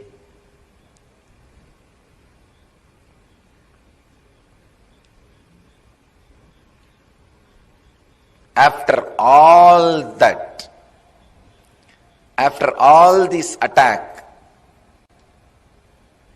still he is sitting silently in the banyan tree, radiating his presence.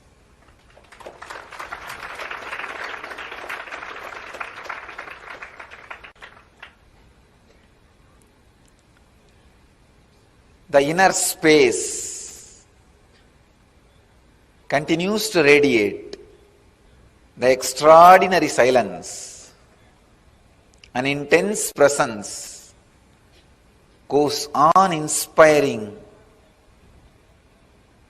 everybody to transform themselves. First, he destroys all the negativity thrown towards him and turns them into positive energy. Then he transforms the very people who are trying to throw negativity towards him.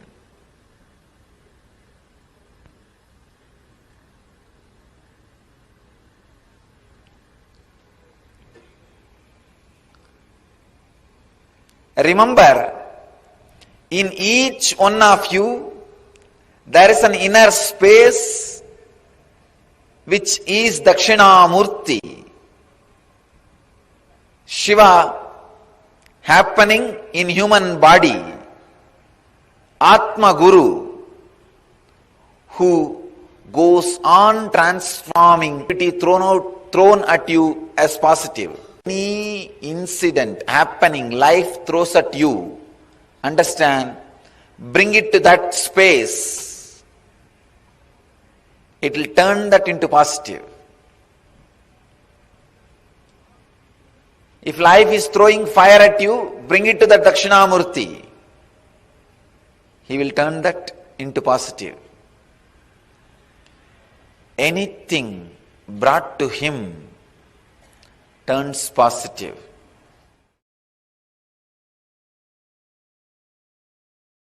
See, Paramashiva manifested as Dakshinamurthy to teach Veda and Agamas to Targavana rishis. It's not that it was a past. If you become silent to free yourself from the past, present, future, through unclutching, you can see he is teaching even now in that huge cosmic sound. Om, even recorded by NASA. That soundless sound, Anahata Dhvani. Om.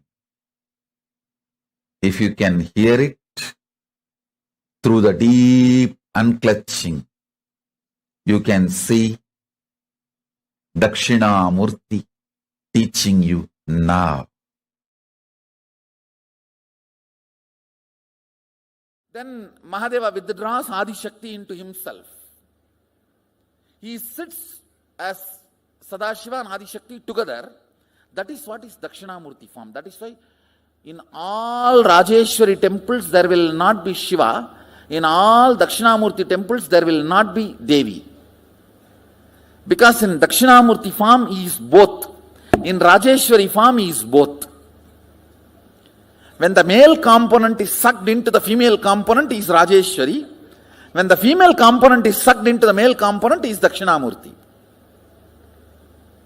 In no Dakshinamurthy temple, there will be Devi. So he sits as Dakshinamurthy.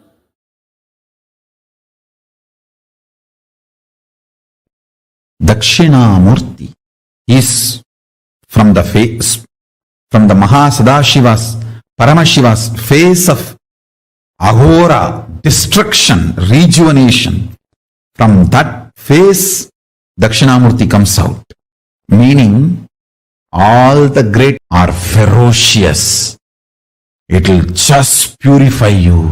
It'll just burn all your non-chastity, cheating, silly patterns and conversations with your life. It looks very paradoxical. Embodiment of peace, Dakshinamurthy, silence, comes out of the face of Paramashiva's Agora, which is supposed to be perceived intense violence, ferociousness. Teacher is the ultimate rejuvenator. Guru is the ultimate rejuvenator. He removes everything you know as you and he manifests everything is real you. The real you swallowing everything you know as you is chastity. Allow the chastity to Paramashiva manifest in you. Let real you eat and swallow whatever you know as you. I am not singing. Wake up when Dakshinamurthy teaches. Don't wait for Kalabhairava to come and wake you up. And you need to know both came out of the same face, Agora. Maybe Paramashiva always tries to show Dakshinamurthy of his Ahora face, and if you don't listen, then only he has to allow Kalabhairava to manifest. Chastity will never create conflicts. It will bring tremendous fulfillment.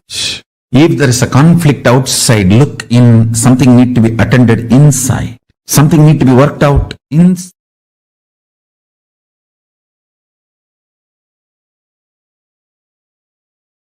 Ferociousness is a straight, intimate, raw,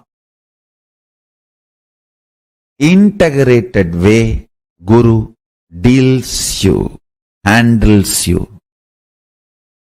If he has to strategize and present himself very sweetly to you, understand you do not have an integrated relationship with him. You have a strategic relationship. He will also be having a strategic relationship.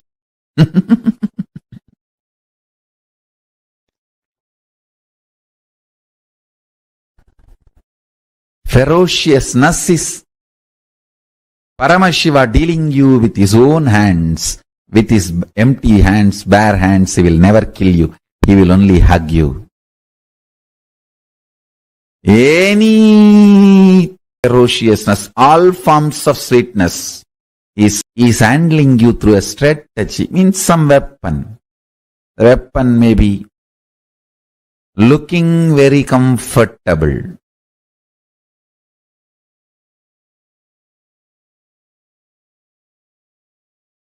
But not good for you in long term. Ferociousness, straightforwardness is the best integrated, intimate relationship with Guru. Understand, my love is lubrication for your machine. My ferociousness is energy for your machine. Any machine can run without lubrication, but it cannot run without power, energy. My ferociousness is as important as power is needed for the machine to run.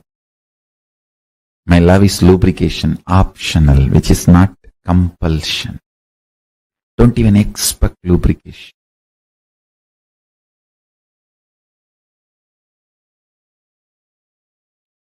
Sound of Dakshinamurthy and silence of Dakshinamurthy need to be understood in reality. See, the silence of Dakshinamurthy is not the soundlessness. Any sound you can only hear in certain decibel. If it goes below that decibel, you can't hear. If it goes above that decibel, you can't hear. Dakshinamurthy's silence is above decibel. That decibel which you can't hear, beyond your capability of hearing, that decibel sound is Dakshinamurthy's silence. So Dakshinamurthy's silence is not soundlessness. It is beyond the sound you can hear. Same way, listen carefully. Dakshinamurthy's silence is not soundlessness. It is beyond the sound which you can grasp, perceive, hear. The human here has a dynamic range of the threshold of 120 to 130 decibel. You can neither hear below 120 decibel nor you can hear above 120 decibel. Sorry, 0 to 120 to 130. I can say 0 to 130 decibel. Listen carefully. Human here has a dynamic range of 0 decibel to 130 decibel. If something is below the 0 decibel, you can't hear. Something is above the 130 decibel, you can't hear. Dakshinamurthy's silence is above the 130 decibel. It is not soundlessness. It is the sound which is beyond your capability to perceive, beyond your range. Same way, Dakshinamurthy's visual silence. See, Dakshinamurthy's verbal silence is the sound which is beyond your perception. Same way, Dakshinamurthy's visual silence is not darkness where nothing exists. No, it is supernal effulgence where all your ability to visualize disappears. into his supernal effulgence, like 7 colors of the rainbow disappear into the sun's bright shining.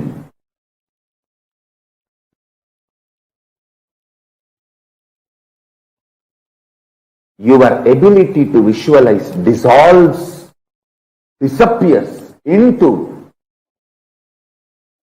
the supernal effulgence of Dakshinamurthy. Understand? The supernal effulgence of Dakshinamurthy and supernal silence of Dakshinamurthy. Then you will understand the right knowledge, right clue about the existence of Paramashivatva. If you understand this one truth, today you can manifest powers. The common frequency the human ear can hear is like a 20 to 2000 hertz. 0 decibel to 130 decibel maximum. 20 to 20,000 hertz or 0 to 130 decibel. That's it. If it is below 20 hertz, you can't hear. If it is above 20,000 hertz, you can't hear. Dakshinamurthi's silence is above 20,000 hertz.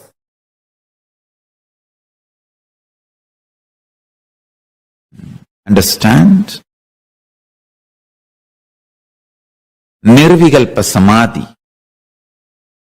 Paramashiva resides in Nirvikalpa Samadhi and radiates it in the form of Dakshinamurthy.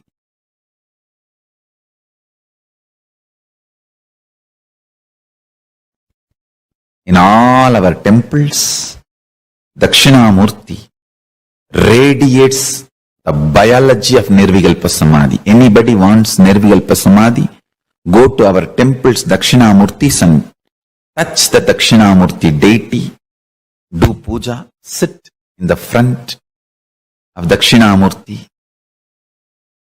sit in front of the third eye of Dakshinamurthy and just see him with your third eye. You will fall into Nirvikalpa Samadhi. He carries the very bio-memory, conscious decision, will to be in Nirvikalpa Samadhi. In Nirvikalpa Samadhi, all will melts down. That Tattva, Nirvikalpa Samadhi Tattva, radiates as a living will in all our Dakshinamurthis.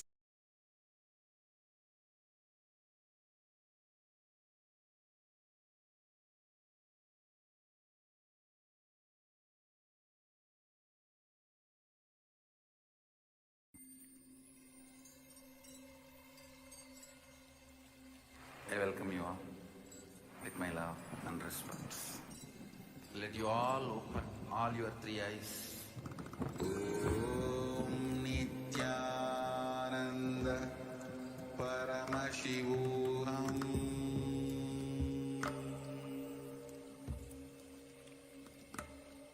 Om Nithyananda Paramashivam.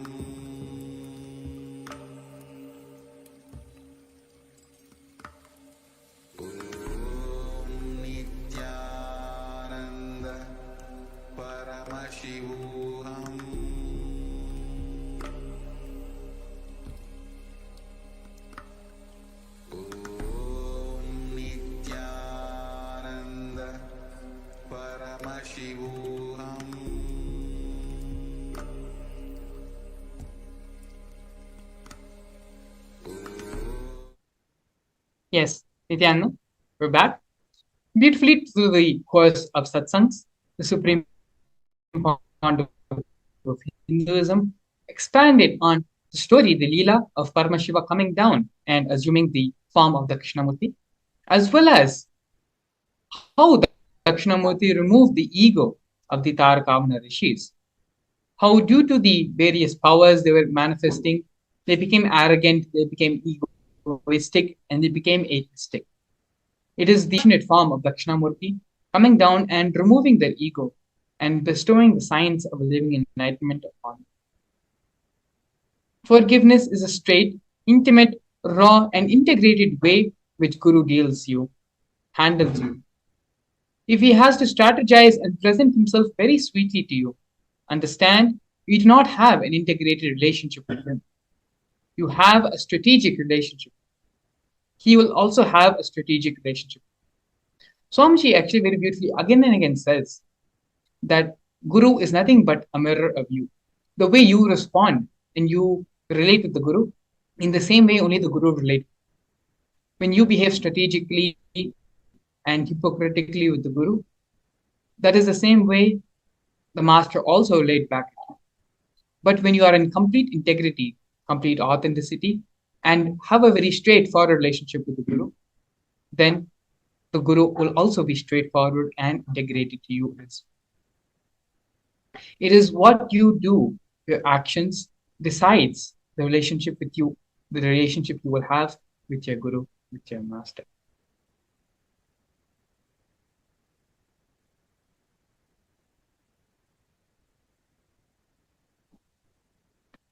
It is now time to bring ourselves back, to align ourselves to have integrity with the Guru.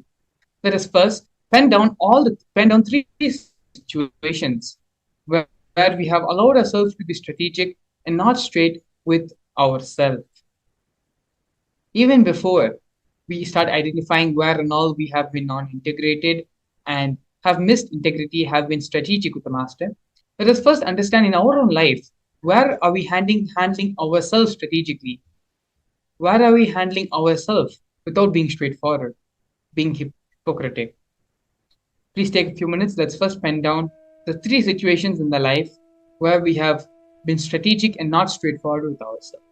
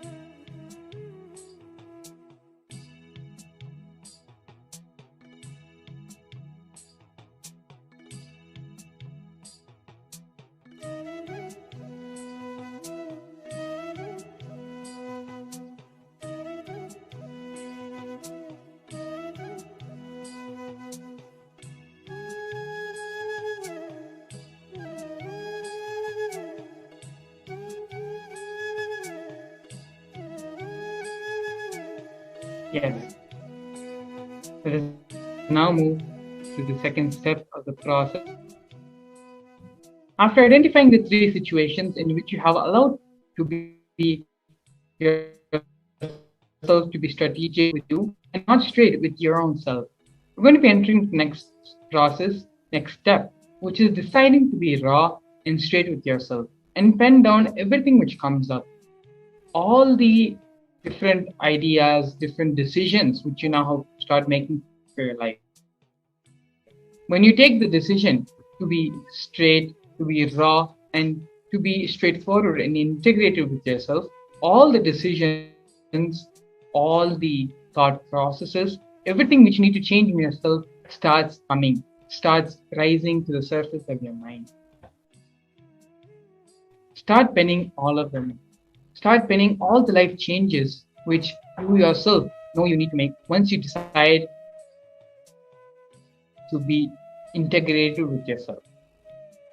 It is through these various processes which we are going through every single day as a part of the Bhava Samadhi Darshan program, which allows us to become receptive and receive the energy Bhava Samadhi Darshan, which the Supreme Pontiff of Hinduism will be transmitting. So allow yourself to be integrated and straight with yourself about this process and allow you to be straight with you. Only then can any transformation start happening in you. So please continue the process and pen down all the decisions. Now you know all the strategies, the decisions, everything you need to do to integrate yourself and to manifest the reality which you want. Start penning all those things.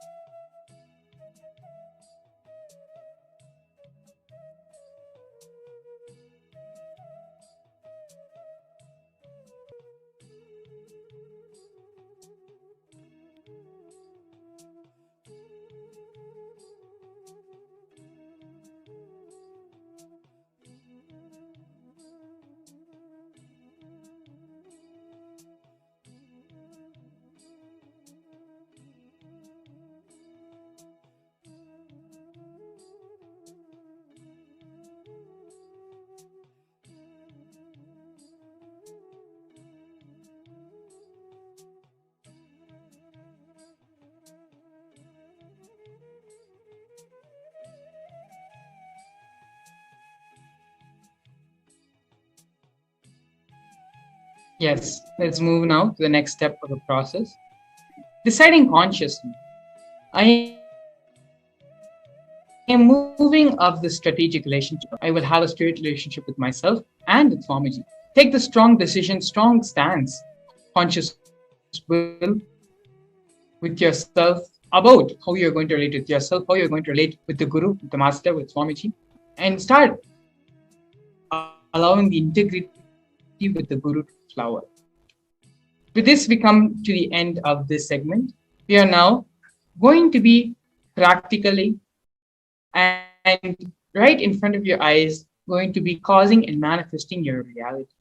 Joining us in the next segment, we have a few devotees, as well as Crown Prince Balsant of the Nithyananda order of Kailasa, who's going to be leading us into the next session of causing our realities. Please stay tuned. We'll be back after this.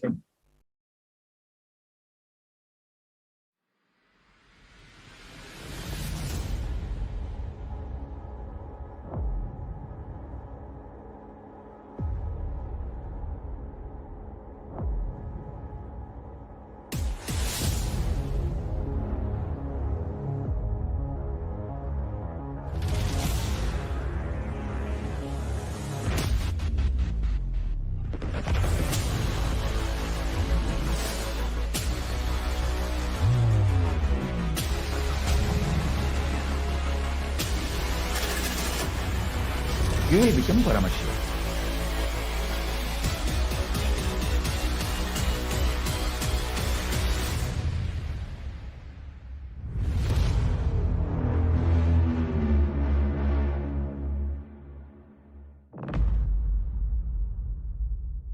A more intelligently connected world leads to a brighter future. An enlightened humanity leads to a better world. During the Paramashivam program, we help people to discover their superhuman possibilities and help them to find and achieve the true purpose of their birth by giving them the techniques, practices, and methodologies from the Vedagamas, the original source scriptures of Hinduism. The Supreme Pontiff of Hinduism is reviving the ancient original Vedas and Agamas in all its glory, in a user-friendly way for the modern mind. The Supreme Pontiff of Hinduism is transforming human beings into divine beings, reviving, initiating, and replicating the 463 powers from the Agamas revealed by Paramashivam. The Supreme Pontiff of Hinduism is not just giving solutions for every problem man faces, but is making them irrelevant to their lives by transforming human beings into divine beings. Listen. Any argument presented by your mind, body, your present reality to establish you are not Paramashiva. You are not omniscient, omnipotent, omnipresent. Anything presented to prove you are not Paramashiva is illegitimate. Decide this. This is super determinism. Understand? Anything you declare as illegitimate will lose power over you, will die in few days, few minutes, maybe in few weeks, whatever few days it takes. It will not have power over you. Understand, this is the method for sudden enlightenment. This is the method for sudden enlightenment. It happens by the Shaktipada. Here Paramashiva is sitting to tell you all, you are Paramashiva, you are me, with Shaktipada and Shaktinipada. The Dvitiya Vijnasa Krama is an extensive and thorough yoga sequence to prepare your body to receive the experience being given by the Supreme Pontiff of Hinduism. Through the yoga, which is aligned as per the source scriptures laid down by Paramashivam and the Agamas, you break all the impossibility in your body and in turn break the very cognition of impossibility.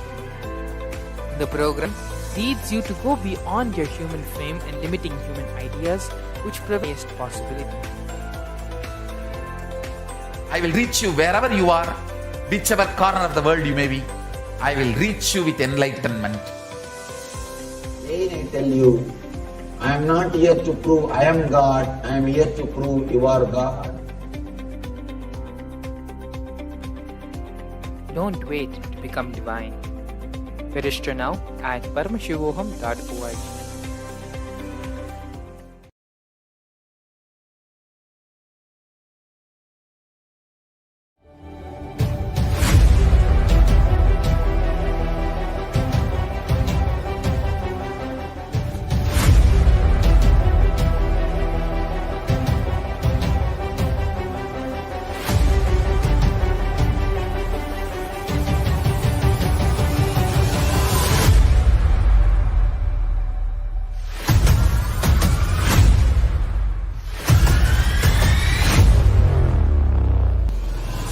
Whatever I shared till now, condensing the whole thing and reviving it as experience, starting from completion, unclutching,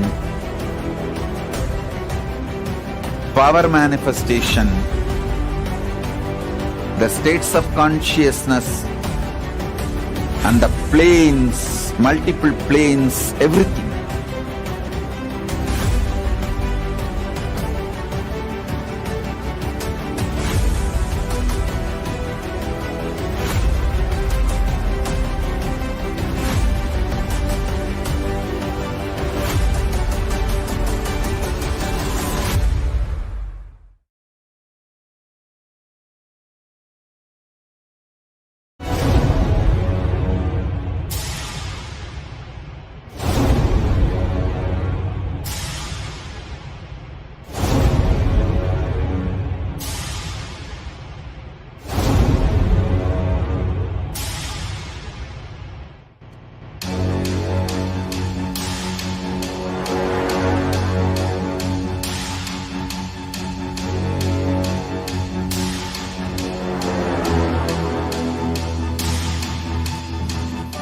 Understand? Literally last 39 years from the age of 5, whatever Paramashiva manifested through teaching, speaking, writing, every way, condensing the whole thing and presenting it to you all as experientially in these 21 days through this Jnana Charya, Jnana Kriya, Jnana Yoga, Jnana Jnana is Mahaparamashivoham. Lifestyle for just Paramashiva. Rituals to be just Paramashiva. Yoga for just being Paramashiva. Jnana, just Paramashiva. This Mahaparamashivoham is like literally the ultimate journey in a most safest way.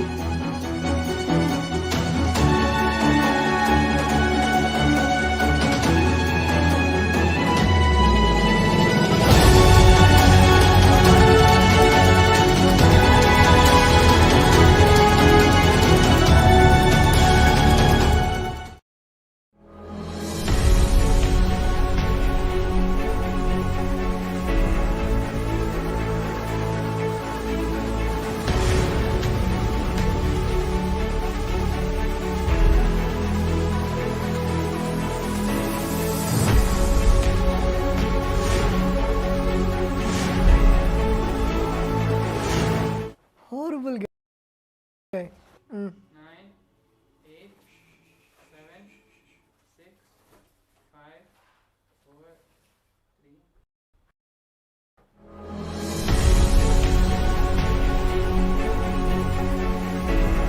All the viewers watching us live on Facebook, YouTube, Instagram, and all of the social media platforms to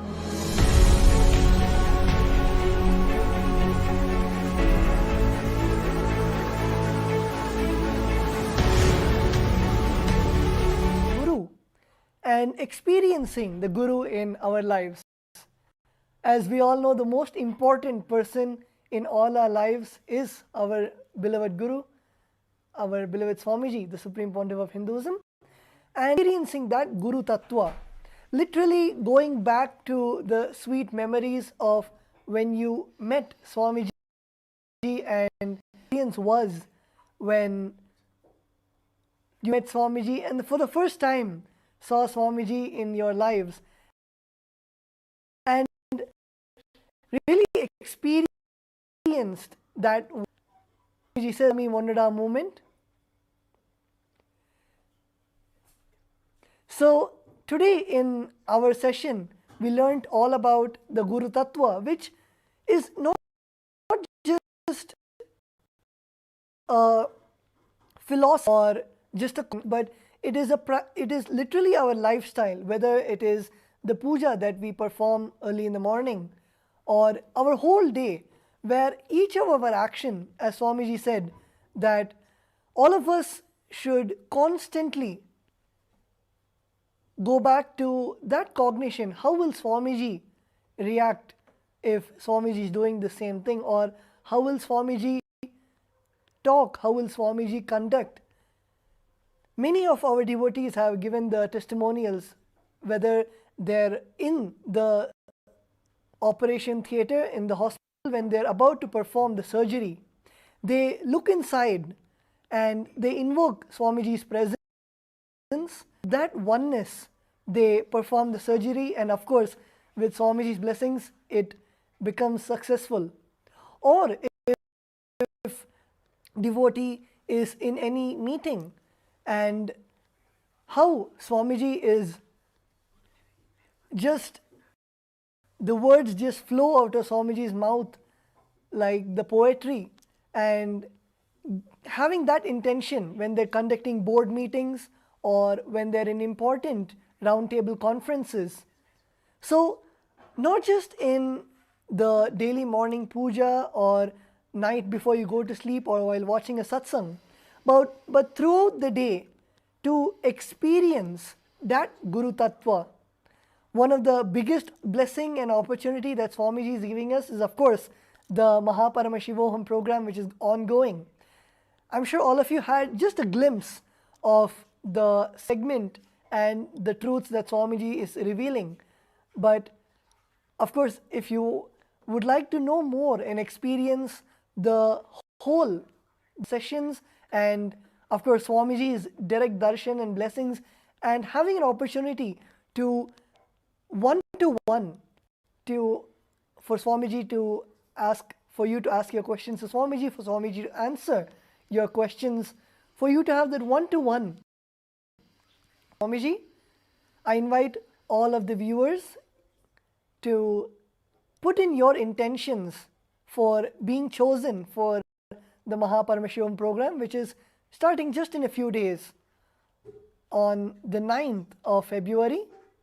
So all the participants can actually see the QR code which is on the screen, and if you just scan the QR code, you can put in your intention.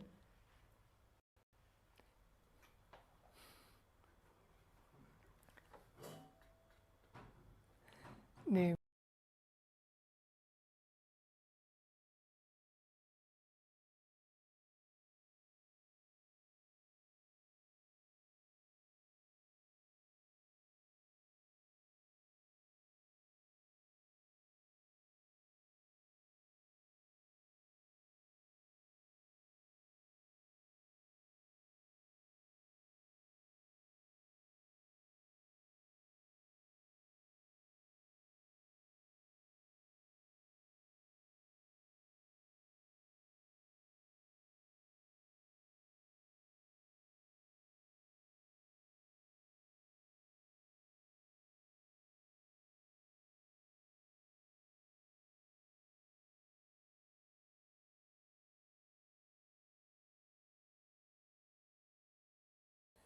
Nithyananda, so all the participants can take a few moments to register in the QR code which is on top. So you can just take your mobile phones and scan it with your camera, which the registration page for the Paramashivam program, where you can put in your name and contact details, so the acharyas would get in touch with you. And I'm sure many of the participants, many of the viewers have various different goals, or I would say boons, that you would like to fulfill in your life. It can be health, or it can be wealth, or it can be everything. So based on the boon that you would like to choose, based on the blessing that you would like to have, the Acharya would then guide you on which is the best day to attend the Paramashivam program, as each day has a specific theme. And of course the energy of Bhagavan Paramashiva, our beloved Swamiji, where Swamiji blesses in the various different forms of Paramashiva. In the Vedas and Agamas, Bhagavan Paramashiva clearly explains about each of these different forms. Paramashiva himself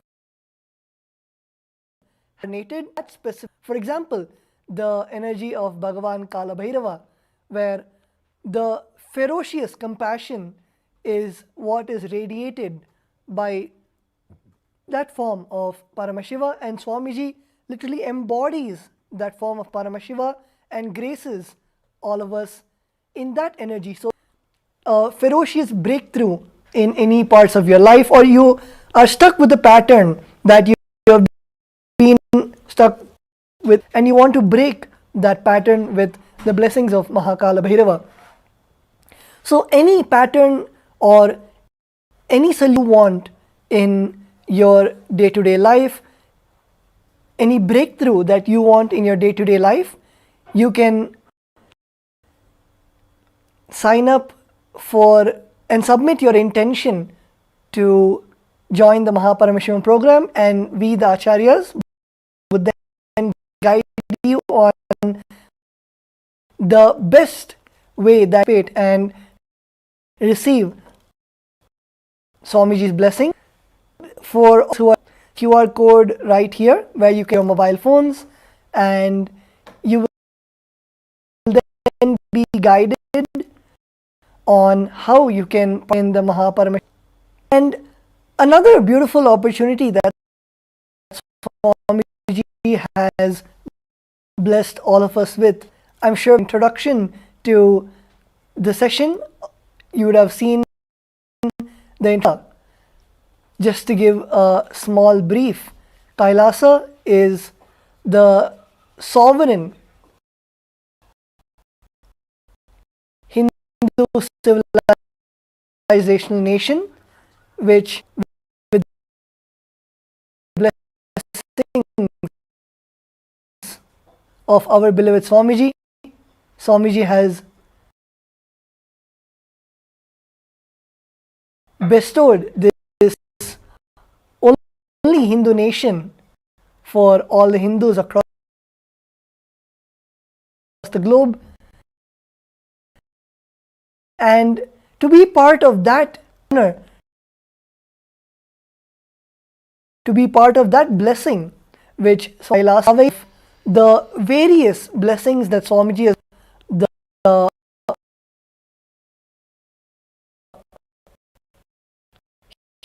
huge blessings of Swamiji, whether it is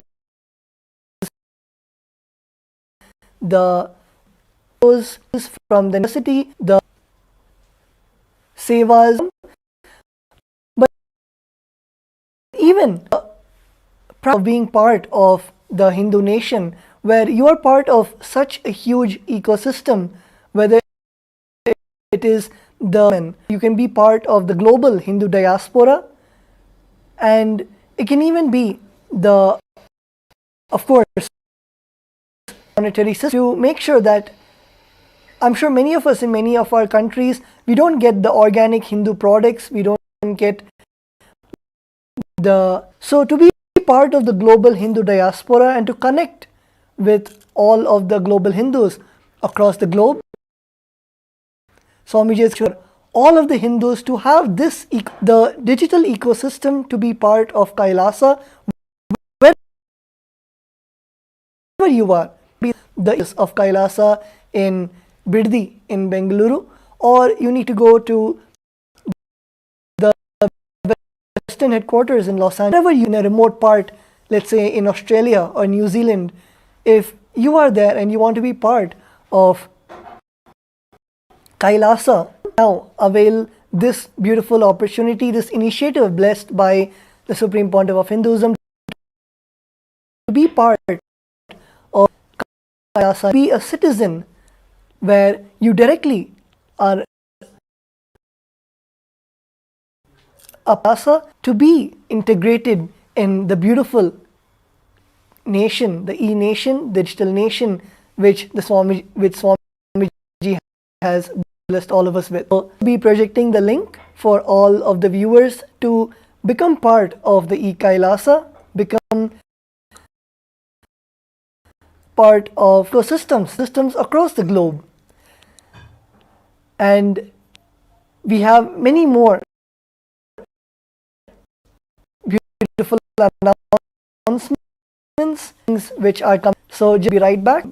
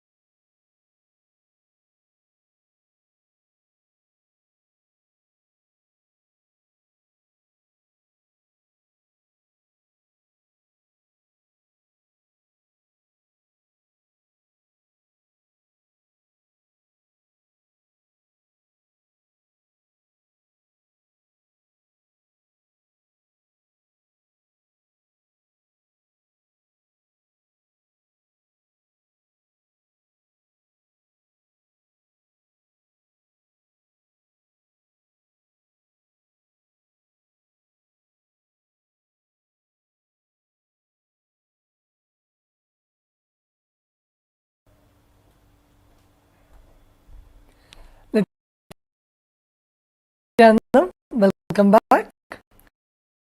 So, all of us moments to register for the or the e-citizen, and with that we have a very interesting segment coming up next. We will be having Nithya Maharaj, who will be joining us and introducing the various of Paramashivam program, and we also have many participants who are there who will be sharing their. You can have just a glimpse on how the Paramashivam program is and how you can relate with the Paramashivam program. So, Nyanatma Maharaj.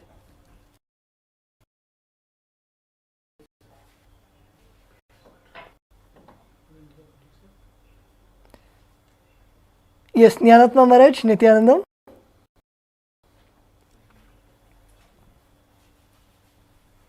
Yes, Nithyananda Maharaj. Yes, Maharaj. You can go ahead. Thank you. So, everyone, thank you so much. Into exactly what is the spiritual growth? How does the spiritual growth happen? Actually, in Bhagavad Gita, the second chapter, 61st verse says, Tani sarvani samyamya ta asita matparaha vashehiya sandriyani tasya prajna pratishtita. Here is, whether you believe it or not, whether you want to understand it or not, you are a person, you are an individual soul. So Bhagavad Gita, you are an individual soul reflecting the pure consciousness. And the Supreme Pandava of Hinduism reveals your conscious decision to empower the oneness experience is enough for the oneness to blossom in you. Take over. So it's just willingness. The conscious willing. You're in reflecting the pure consciousness and just your conscious decision to empower.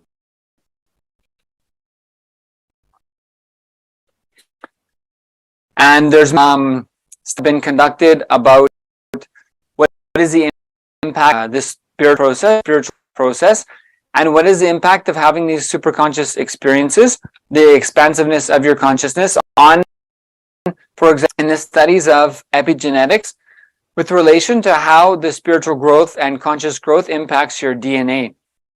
So some of the studies with this study of epigenetics, how your genetics, your DNA can be influenced through conscious experience, through spiritual growth. So some of the things have included things like boosted genes, for example. Boosted genes had, in one study, had 3 main beneficial effects. Efficiency of the mitochondria, which is like the cell, the energy battery for the cells.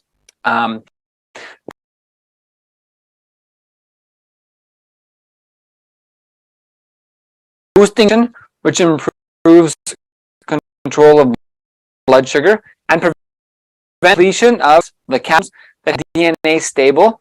This is basically how to manage, and also found in studies of epigenetics has been the clusters of genes became less active with those governed NF kappa B, but it triggers chronic inflammation, leading to diseases like high blood pressure, and bowel disease, and some cancers.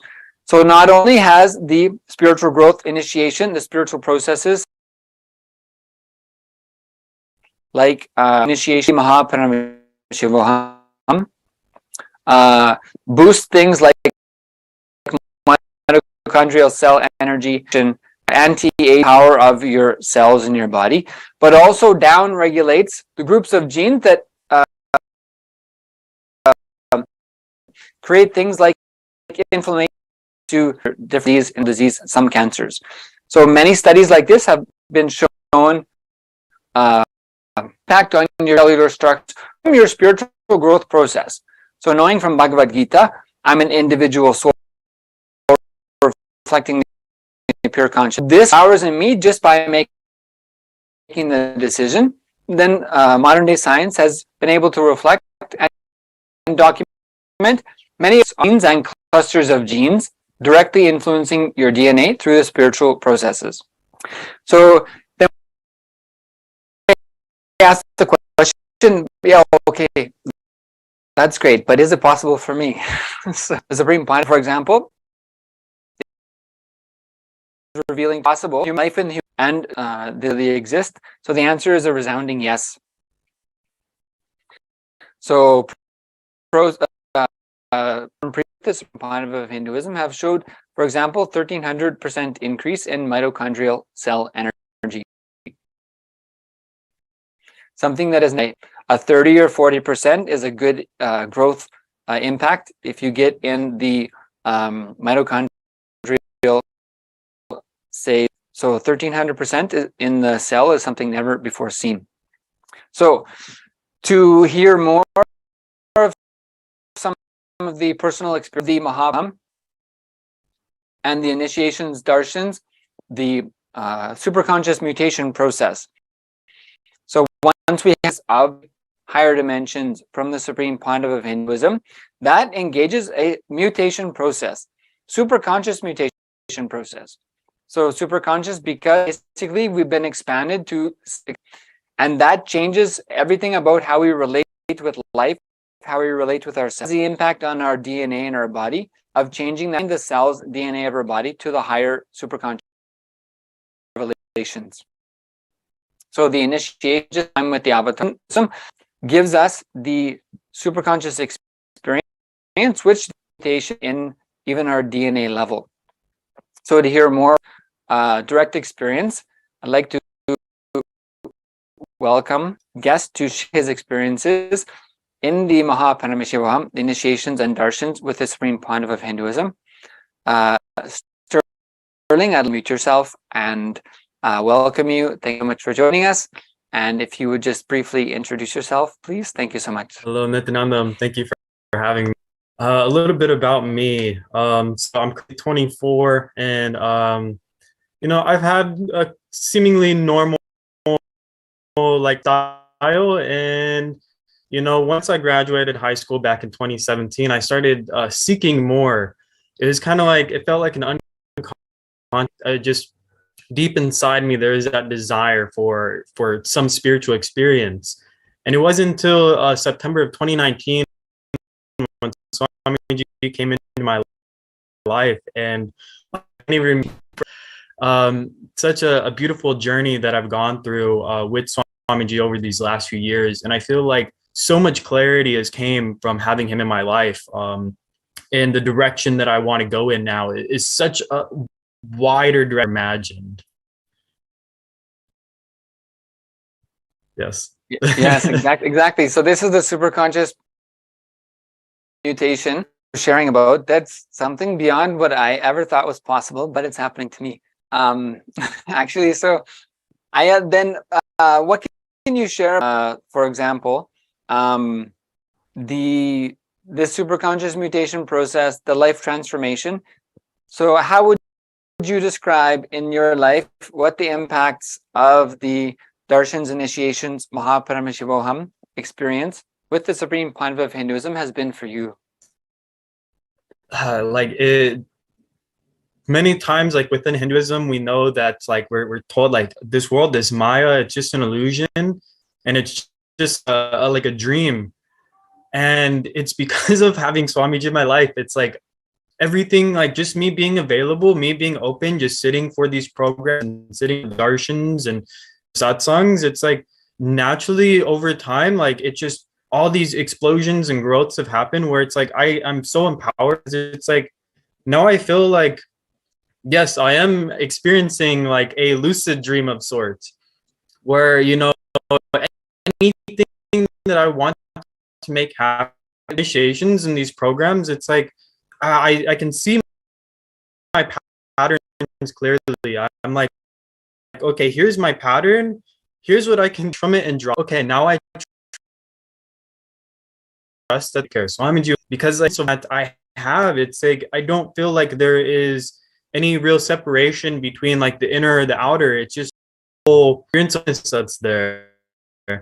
And it like I feel like with the direction that I'm going, the vision that I have for individual that I want to become and how I want in this world. To put it into words, it's like such like, you know, and I feel so empowered to, you know, what most people would consider is impossible. I'm like, no, I'll make it happen. Don't worry. I got all the tools, all the resources, like that's anything I want. Swamiji is like all the tiny things he does, or I wouldn't say tiny, but all of the big things he does and the tiny things I do, you know, of just being available. It's just, I feel like I'm a brand new being, and constantly every day Darshan or attending a program, it's like just spamming that upgrade button, like for myself, and expand like as much as possible. Actually, this year alone, I'm really excited because I've been able to do so much in the past, like since last Paramashivam, been able to like, I just so important now. Like, okay, now I'm like ready to just, so it's just like any desire that's within me that comes up, I'm like, okay, make this happen. I don't know how, but I'm just gonna do everything that I know I can do and not worry about making mistakes or being imperfect. It's just, let me just manifest and towards whatever, you know, that desire is, that is, I feel aligned with my true purpose of being here. So this thinness has reinforced the possibility and the understanding in yourself that that the only limitation is what you choose to have as a limitation. And so as you're sharing, so then Swamiji shows me that there's infinite possibilities. By definition, that is what Swamiji is. And if I'm willing to take that, then there's no need for me to limit myself unnecessarily. Is there any along this process then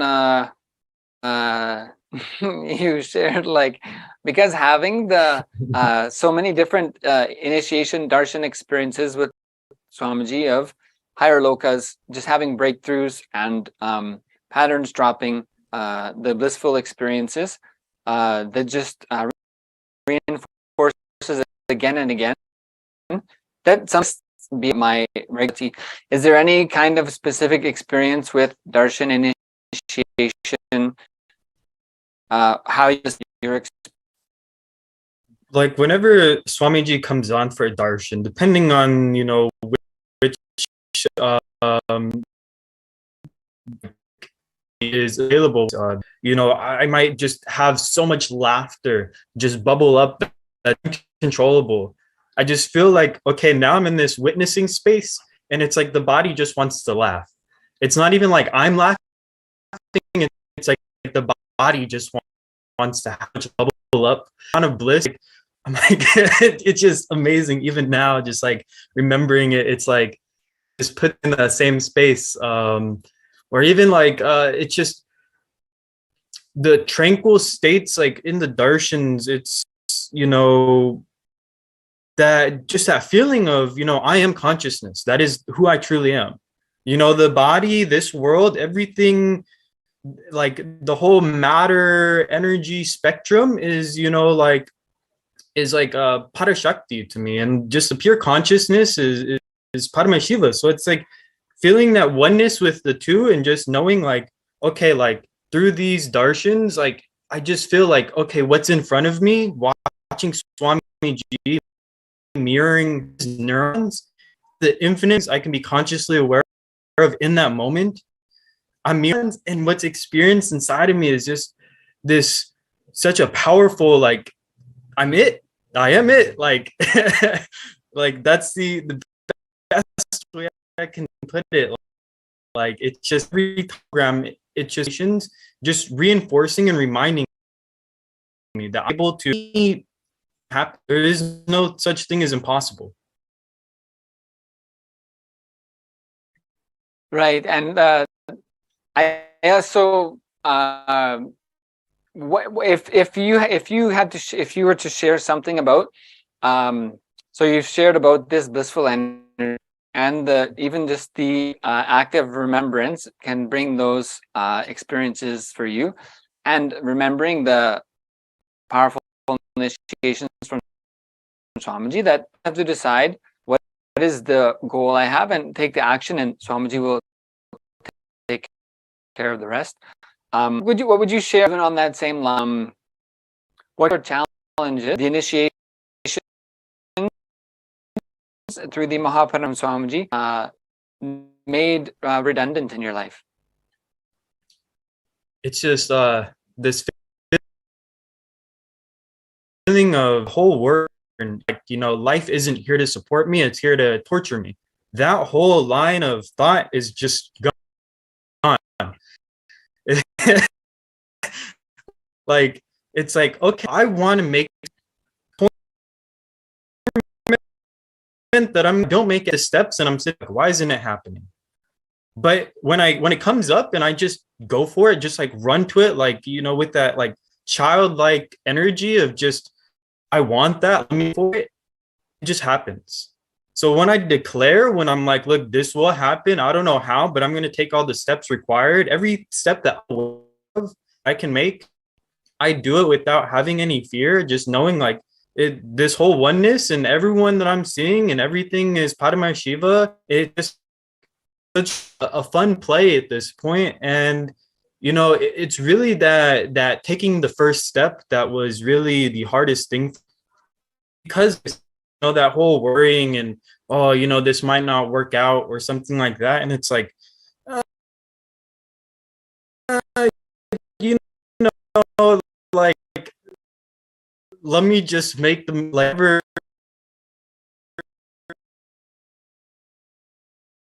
mistakes and imperfection. I'll learn out of desire. So let me just go after it.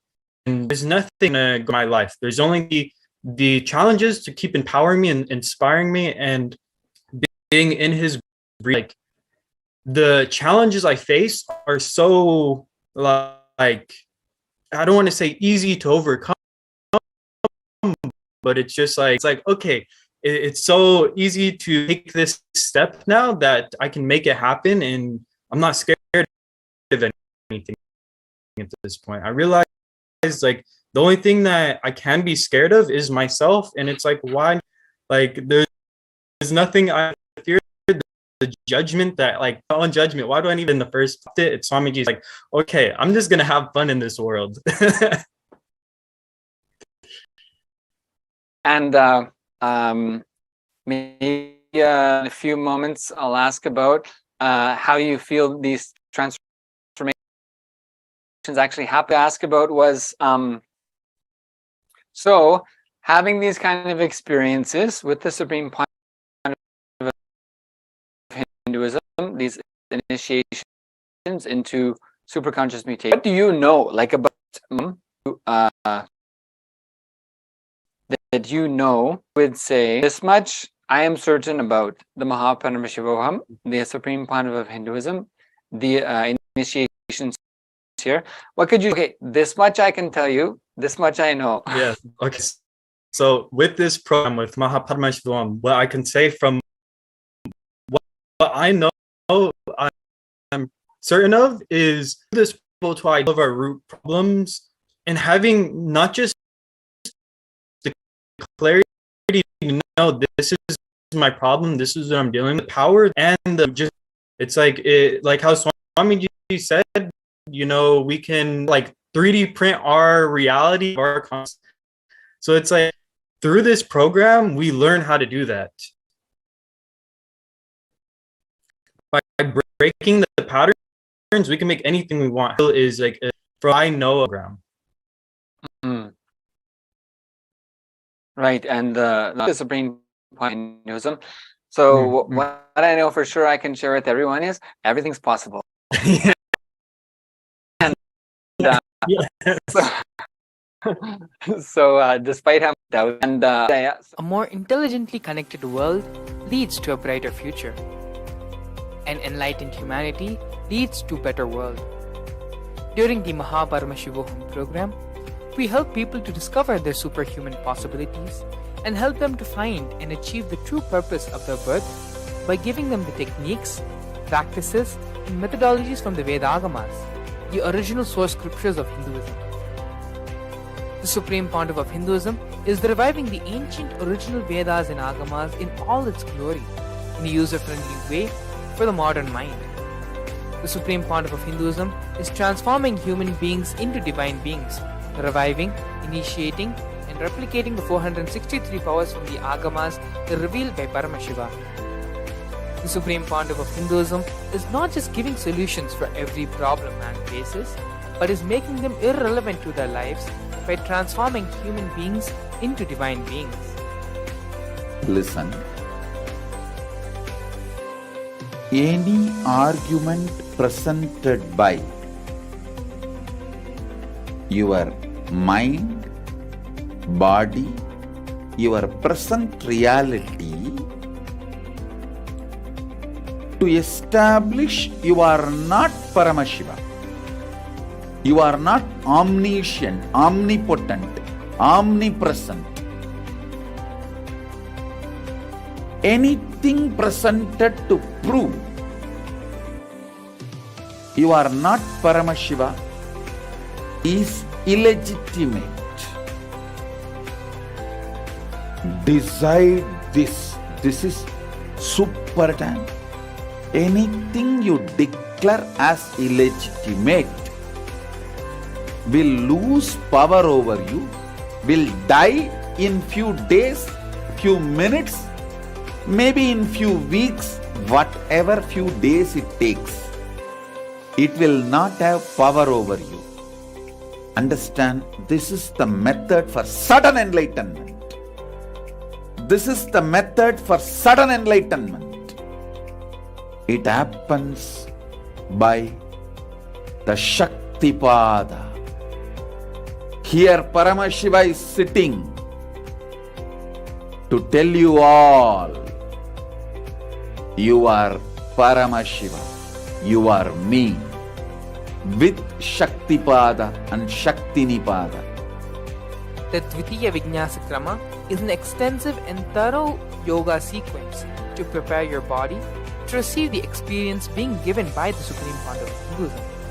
Through the yoga, which is aligned as per the source scriptures laid down by Paramashiva and the Agamas, you break all the impossibility in your body and in turn break the very cognition of impossibility. The program leads you to go beyond your human frame and limiting human ideas, which prevents you from living your highest possibility. I will reach you wherever you are, whichever corner of the world you may be. I will reach you with enlightenment. Again I tell you, I am not here to prove I am God, I am here to prove you are God. Don't wait to become divine.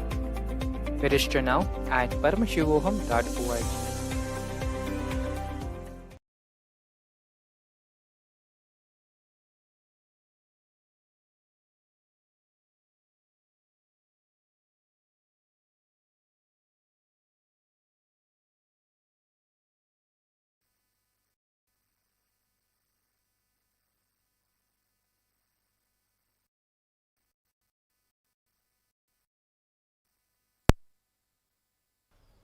So we just had from Sterling Iyer about his experience with Voham and his experience with Swamiji.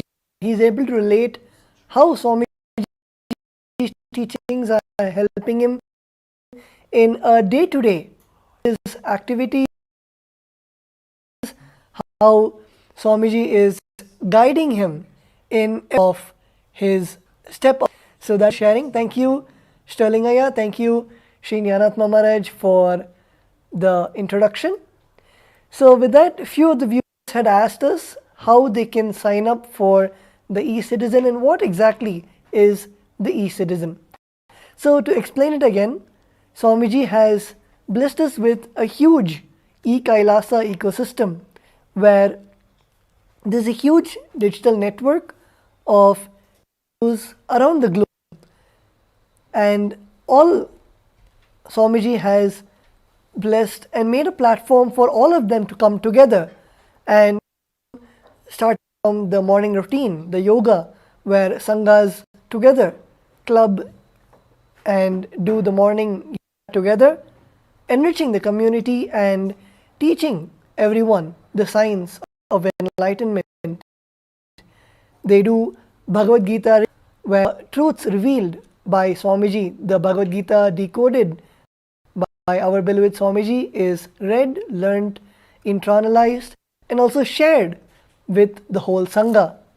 Same way, in every aspect, whether it is the Shastra Adhyayana of the Shastras, is global temple events of your Sangha, or it can even be gatherings online for doing the Nirahara Samyama, or the meditation events like the Akhanda Mahavakya Japa. So there are so many possibilities for you to be part of Kailasa's ecosystem,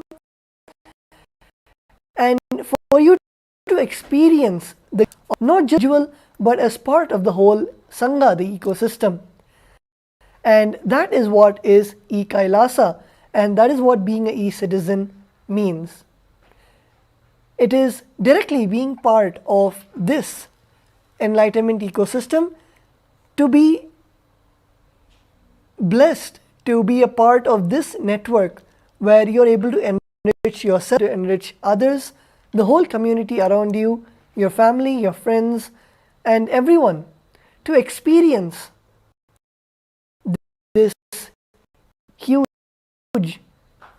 enlightenment civilizational nation which Swamiji is reviving, not just physically but even from your own bed, from your own house. For you to experience this ecosystem is what is e-Kailasa. So just to show all the viewers how we can register for the e-Kailasa, becoming an e-citizen of Kailasa. So in your screen you should be seeing portal, the website where you can register for the e-Kailasa. You can also see the link ecitizen.kailasa.org. Official to register and to become a e-citizen. So let me repeat it again. It's on your screen. It's ecitizen.kailasa.org. So that is a link where you can go and apply to become a e-citizen, and it is not a complicated application. It is for you to create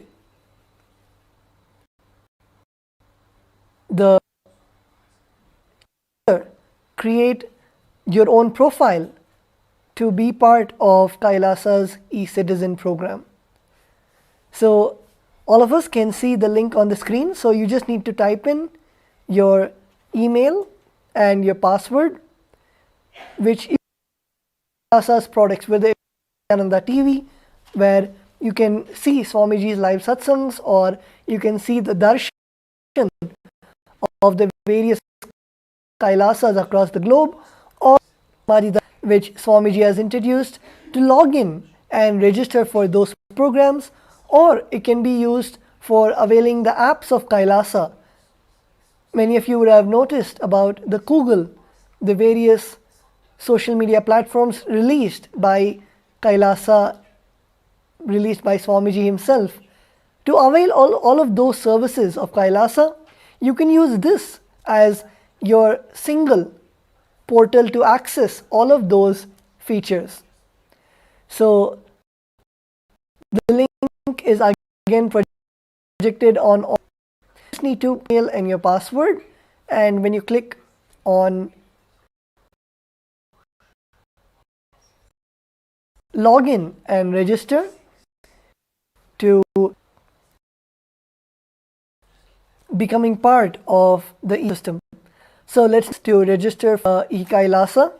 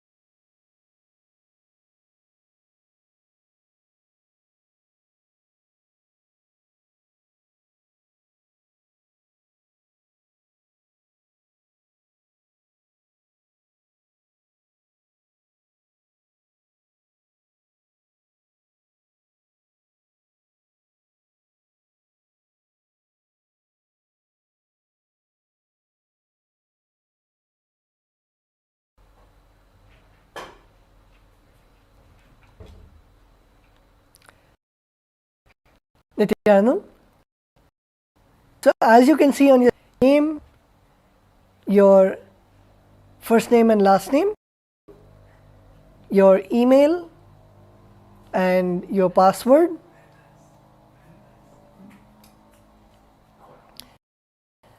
and once you have finished, click on the register button, submit your application to be a e-citizen of Kailasa. Let's now take a few moments. I invite all of the viewers to submit your application, and just in a few moments we'll be getting ready to receive the Bhava Samadhi Darshan of our beloved Swamiji. So, few moments to the Bhava Samadhi Darshan. Take a few, apply for the citizenship, and then all of the viewers who would like to become part of the Paramashivam, that link for you to submit your intention to attend the Mahaparamashi starting 9th. So let's take a few moments and we will then be moving on to the next segment of today's session. Om Nithyananda Paramashivam. Om Nithyananda Paramashivam. Om Nithyananda Paramashivam. Om Nithyananda Paramashivam. Om Nithyananda Paramashivam. Om Nithyananda Paramashivam. Om Nithyananda Paramashivam. Om Nithyananda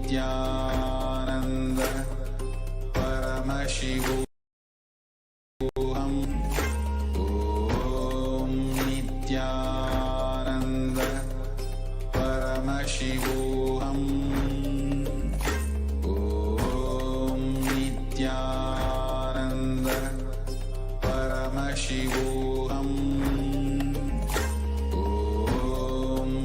Nithyananda Paramashivam. Om Nithyananda Paramashivam.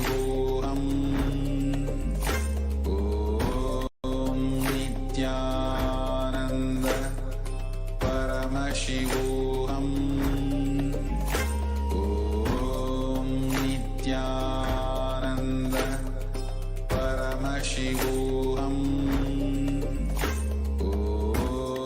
Nithyananda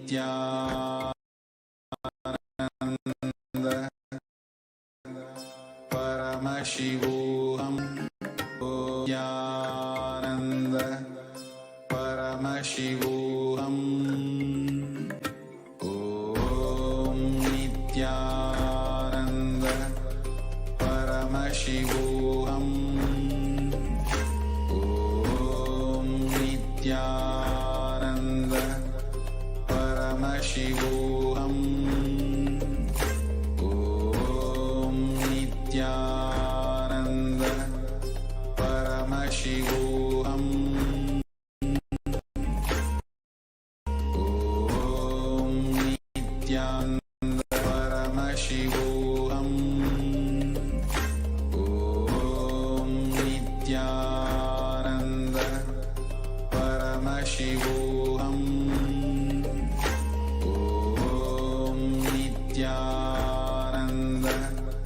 Paramashivam.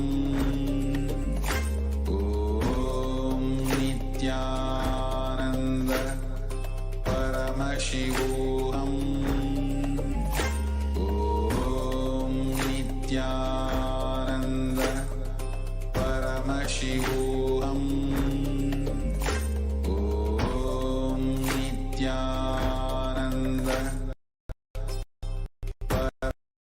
Paramashivam.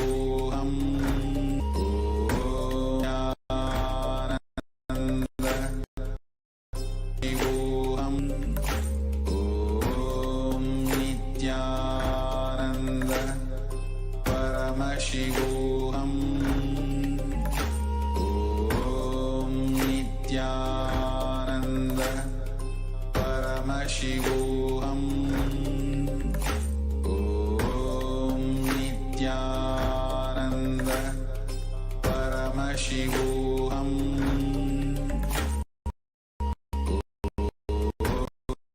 Om Shivoham. Om Nithyananda. Paramashivoham. Om Nithyananda. Paramashivoham. Om Nithyananda. Paramashivoham. Om Nithyananda. Paramashivoham. Om Nithyananda. Paramashivoham. Om Nithyananda. Paramashivoham. Nithyananda. Paramashivoham. Om Nithyananda. Paramashivoham. Om Nithyananda. Paramashivoham. Om Nithyananda. Paramashivoham. Om Nithyananda. Paramashivoham. Om Nithyananda. Paramashivoham. Om Nithyananda. Paramashivoham. Om Nithyananda. Paramashivoham. Om Nithyananda.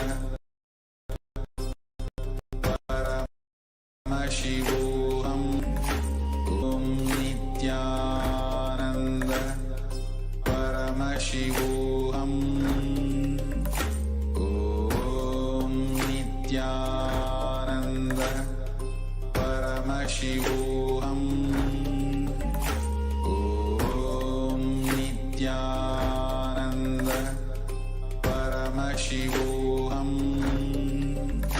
Om Nithyananda.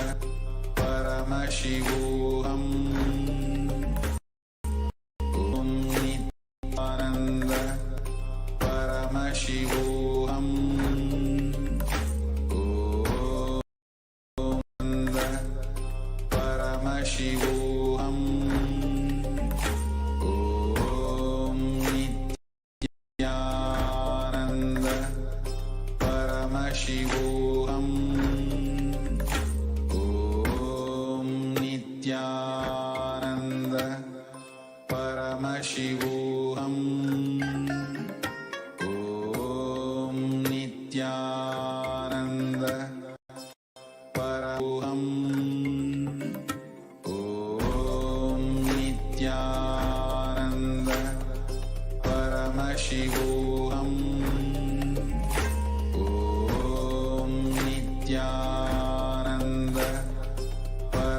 Paramashivoham.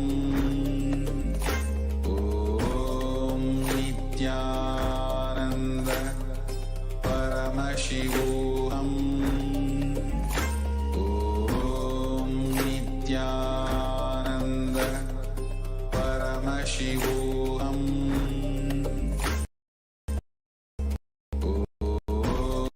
Om Paramashivoham. Om Nithyananda. Paramashivoham. Om Nithyananda. Paramashivoham. Om Nithyananda. Paramashivoham. Om Nithyananda. Paramashivoham. Om Nithyananda. Paramashivoham.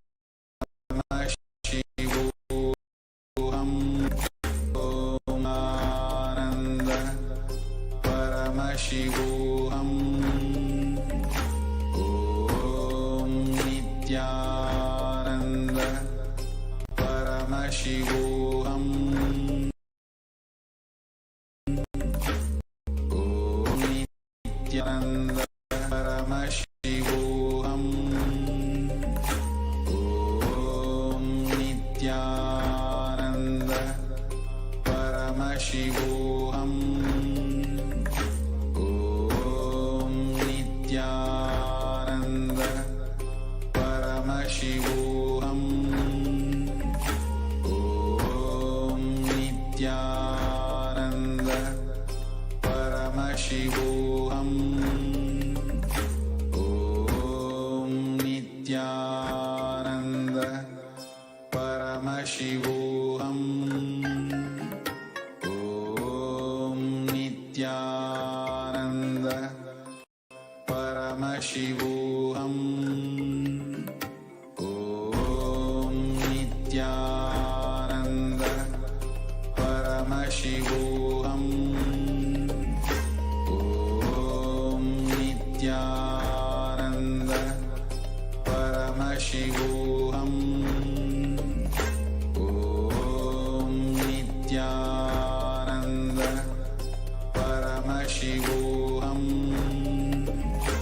Om Nithyananda. Paramashivoham. Om Nithyananda. Paramashivoham.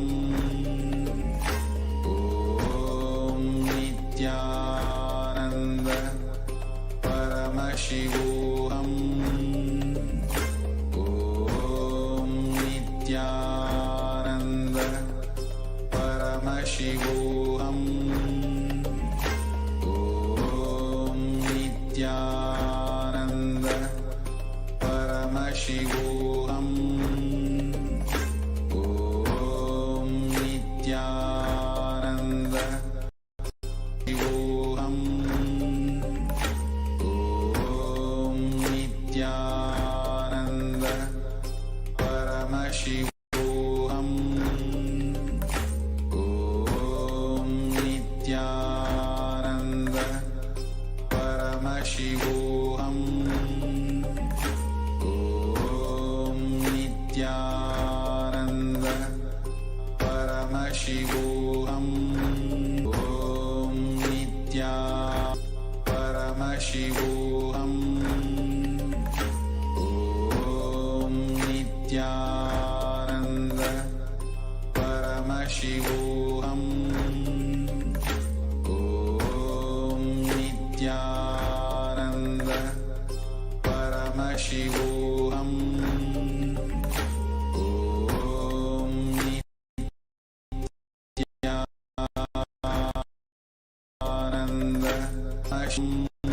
Om Nithyananda. Paramashivoham. Om Nithyananda. Paramashivoham. Om Nithyananda. Paramashivoham. Om Nithyananda. Paramashivoham. Om Nithyananda. Paramashivoham. Om Nithyananda. Paramashivoham. Om Nithyananda. Paramashivoham. Om Nithyananda. Paramashivoham. Om Nithyananda. Paramashivam. Om Nithyananda Paramashivam. Om Nithyananda Paramashivam. Om Nithyananda Paramashivam. Om Nithyananda Paramashivam. Om Nithyananda Paramashivam. Om Nithyananda Paramashivam. Om Nithyananda Paramashivam. Om Nithyananda Paramashivam. Om Nithyananda Paramashivam. Om Nithyananda Paramashivam. Om Nithyananda Paramashivam. Om Nithyananda Paramashivam. Om Nithyananda Paramashivam. Om Nithyananda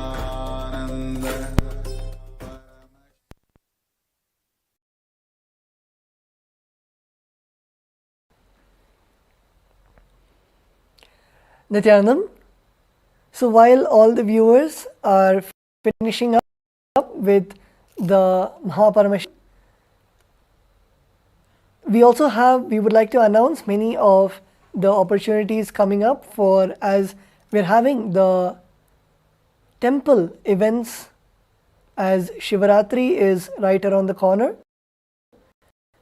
It is beginning on the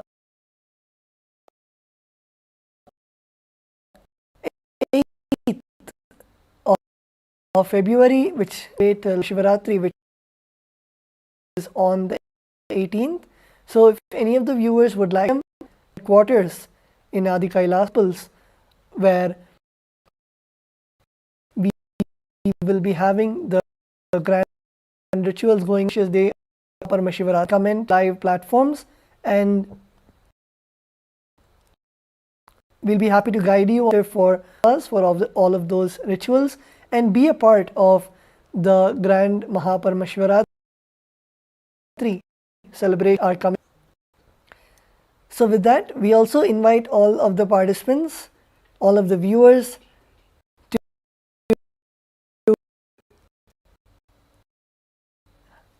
engage where various topics of his as many of the viewers know, currently there are the main companies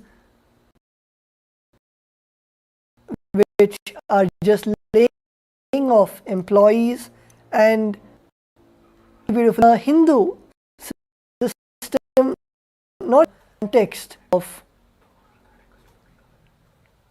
the spiritual context which Paramashiva gives in the Vedas and Agamas.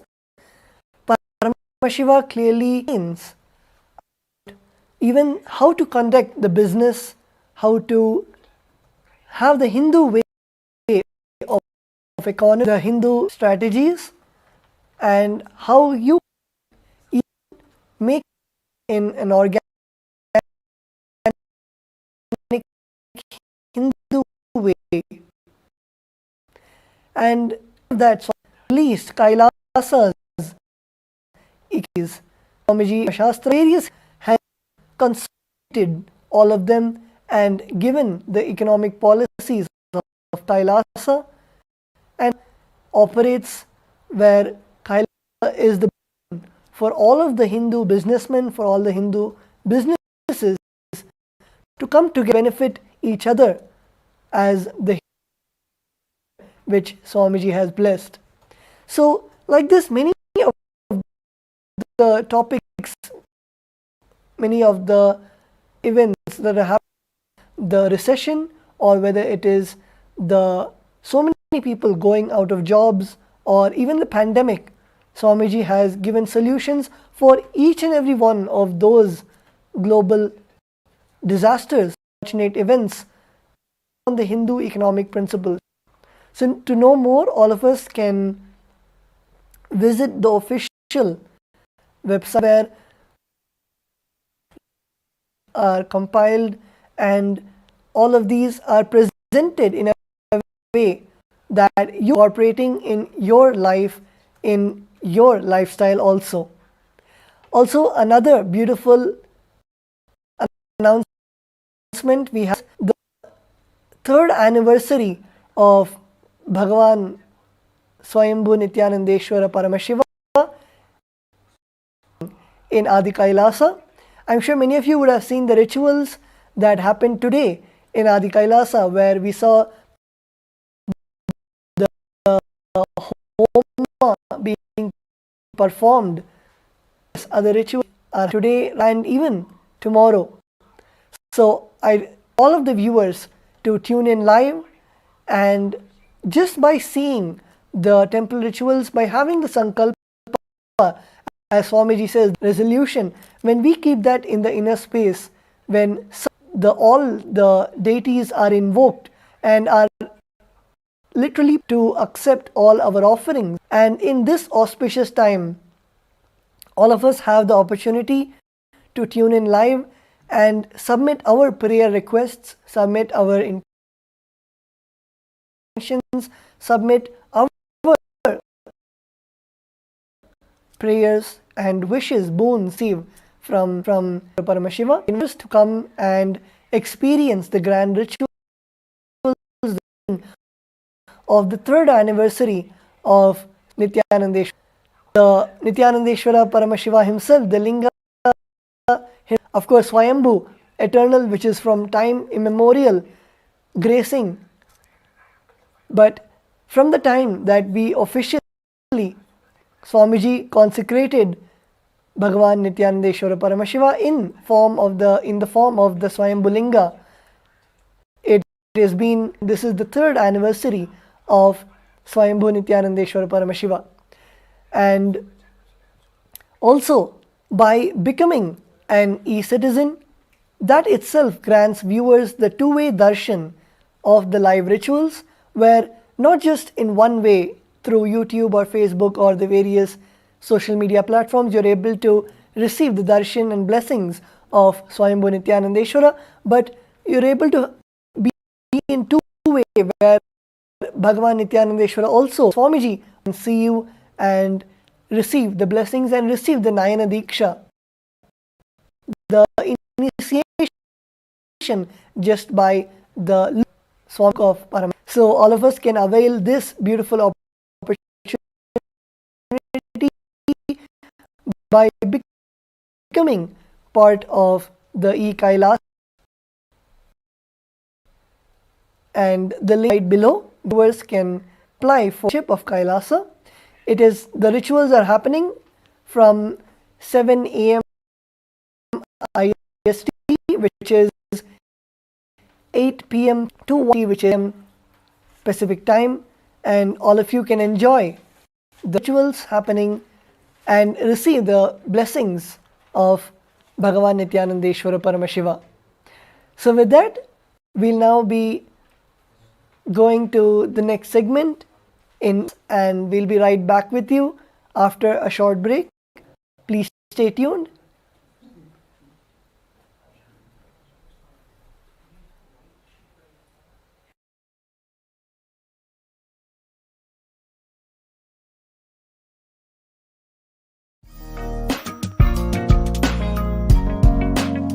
We get you health. We get you ability to build beautiful relationships in your life.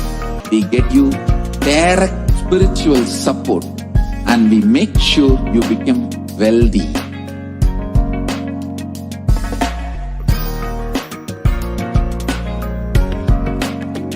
We won't stop giving you just good life. We will literally not stop till you live enlightened life. Manifesting the state of Paramashiva, space of Paramashiva, powers of Paramashiva, being of Paramashiva.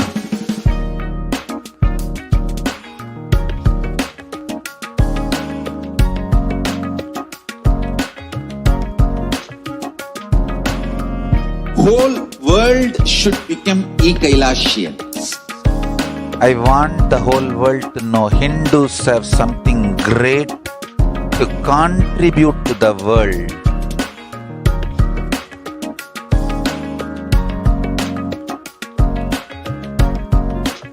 We have something great to contribute to the world. Let us do that.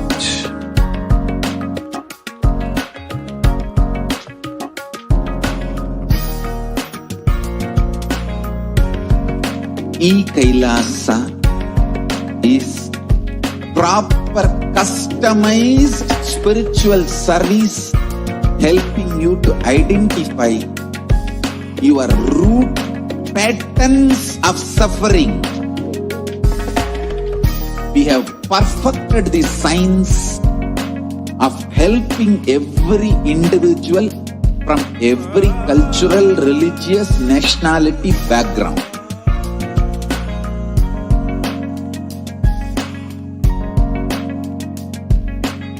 You will have lowest reactionary assumptions, highest awakened response, alive response for life continuously.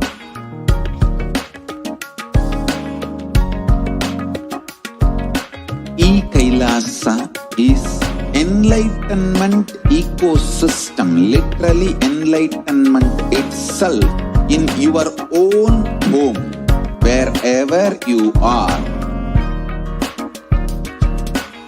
Proper customized spiritual service helping you to complete with your life negativity.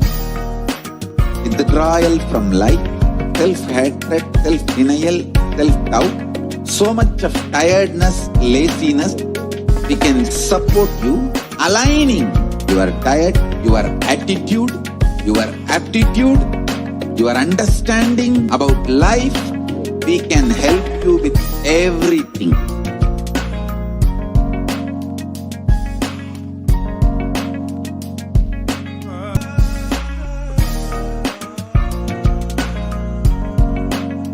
If you are interested in enlightenment, we will immediately bring this to you. If you are not interested, we will explain the whole science, inspire you and make you interested in enlightenment time. We need to cater this enlightenment science to the whole world wherever they are, because enlightenment is the birthright of all human beings. Kailasa is responsible to provide that to all human beings.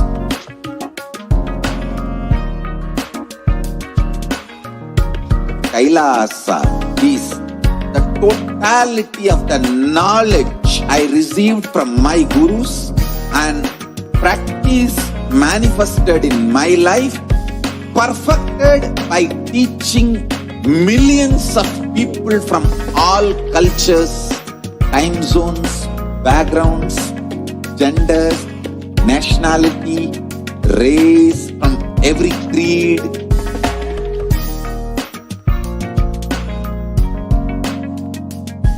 So this absolutely perfected knowledge available to you, served to your home without even you moving out of your couch, free of cost.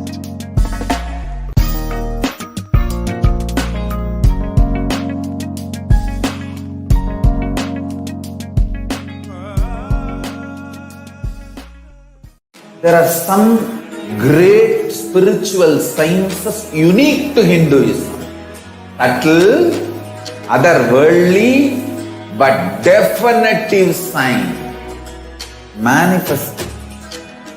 The cosmic beings in Archavatara, deities in Nijavatara, living incarnations is fasting. Understand? Kriya Pada of Vedas and Agamas elaborately explain the whole science of making the cosmic beings manifest in Archavatara, deities and Nijavatara, living incarnations, both. During the Bhava Samadhi Darshan, literally those cosmic beings manifest through his body. Just like how they manifest in Archavatara, deity, they manifest in Nijavatara, Pratyakshavatara, and give you all the boons you ask, bless you. You see, each God is an independent intelligence to lead you to enlightenment. Each God is a bridge for you to achieve the Shivatva, the ultimate Shiva consciousness. Krishna is the bridge for you to achieve the Krishna consciousness. But Shiva consciousness, Krishna consciousness, all consciousness is one and the same. Ultimate consciousness only. So that energy itself completely expresses. Just like Radhika, when I see my own sweetness in the mirror, I become eager to taste it. I find that the only way to relish this sweetness is through the constitution of Sri Radhika. Bhava Samadhi Darshan is a window to the infinite expanse of consciousness, allowing us to glimpse the formless in a way that we can understand. It cleanses the karmas of lifetimes. It awakens our biomemory to the space of Paramashiva, the ultimate consciousness, and creates a deep and lasting transformation in us.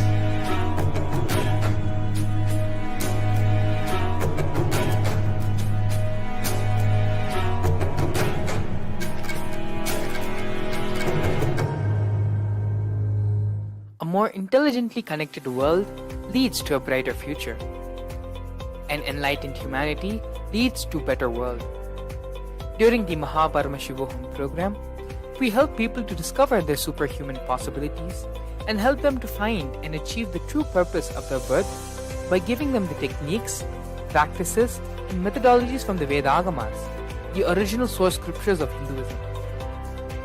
The Supreme Pontiff of Hinduism is reviving the ancient original Vedas and Agamas in all its glory, in a user-friendly way for the modern mind.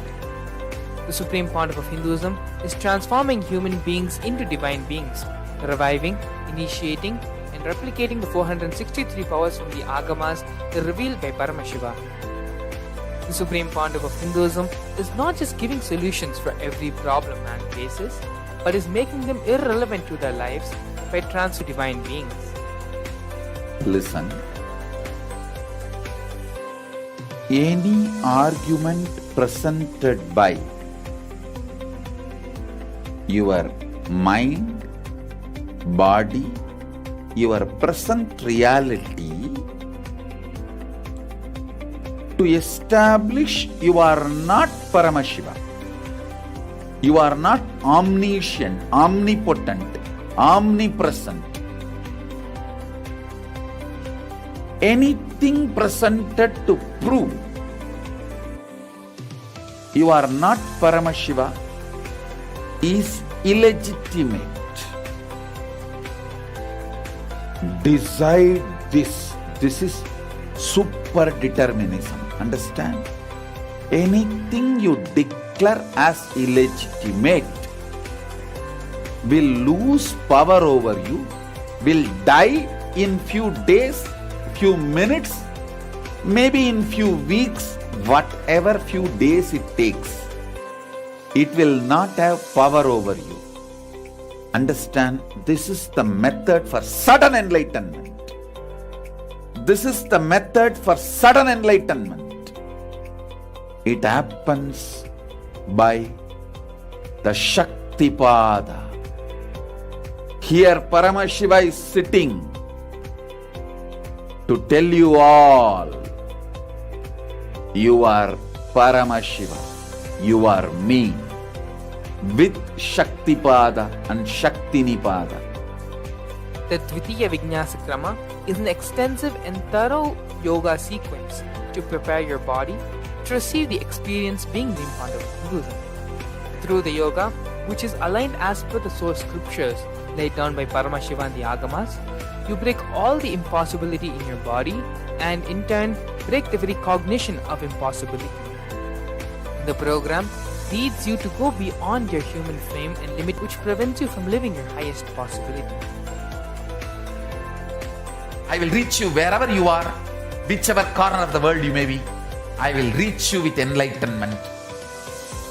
Again I tell you, I am not here to prove I am God, I am here to prove you are God.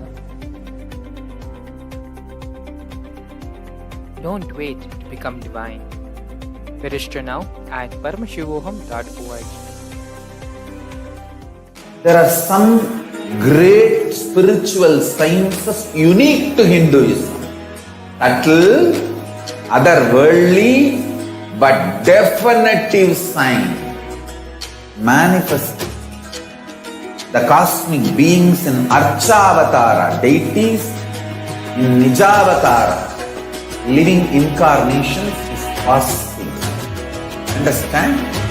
Kriya Pada of Vedas and Agamas elaborately explain the whole science of making the cosmic beings manifest in Archavatara, deities and Nijavatara, living incarnation, both. During the Bhava Samadhi Darshan, literally those cosmic beings manifest through this body. Just like how they manifest in Archavatara, deity, they manifest in Nijavatara, Pratyakshavatara, and give you all the boons you ask, bless you. You see, each God is an independent intelligence to lead you to enlightenment. Each God is a bridge for you to achieve the Shivatva, the ultimate Shiva consciousness. Krishna is the bridge for you to achieve the Krishna consciousness. But Shiva consciousness, Krishna consciousness, all consciousness is one and the same. Ultimate consciousness only. So that energy itself completely expresses. Just like Radhika, when I see my own sweetness in the mirror, I become eager to taste it. I find that the only way to relish this sweetness is through the constitution of Sri Radhika.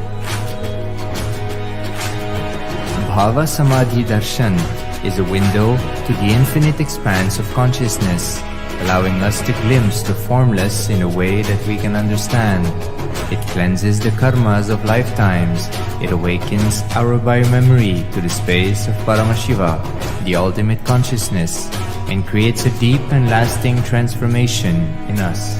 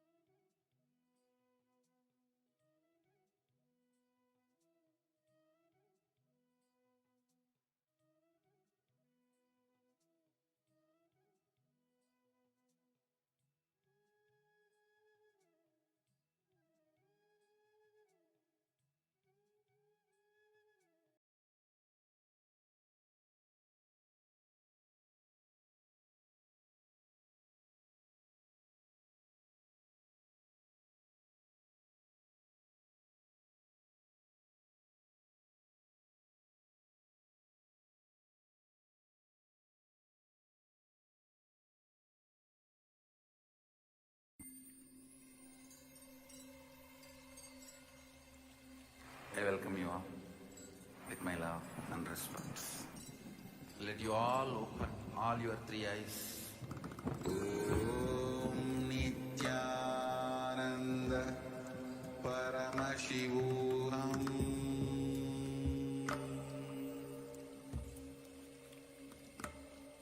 Om Nithyananda Paramashivam.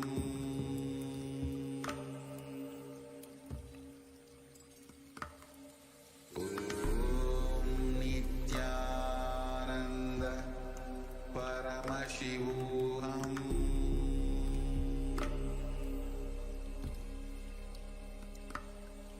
Om Nithyananda Paramashivam. Om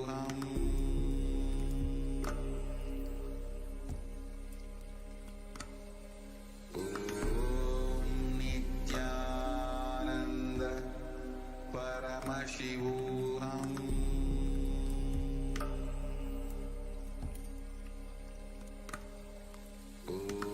Om Nithyananda Paramashivam. Om Nithyananda Paramashivam. Om Nithyananda Paramashivam.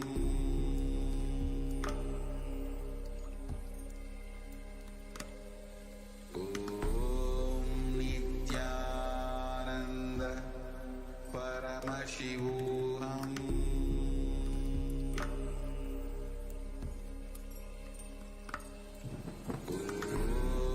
Nithyananda Paramashivam.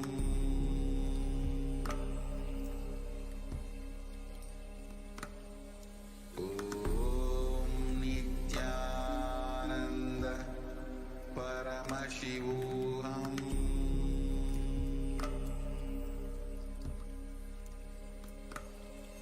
Om Nithyananda Paramashivam.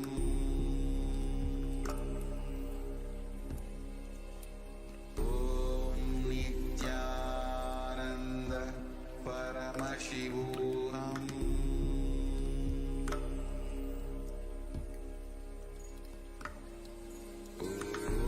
Om Nithyananda Paramashivam.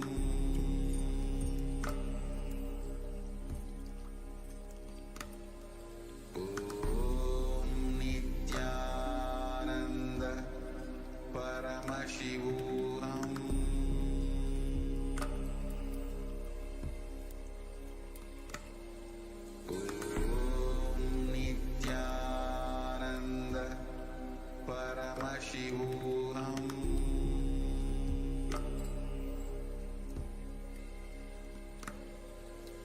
Om Nithyananda Paramashivam.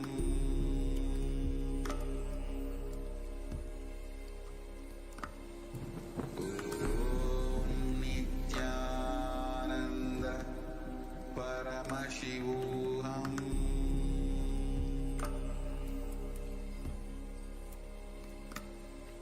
Om Nithyananda Paramashivam.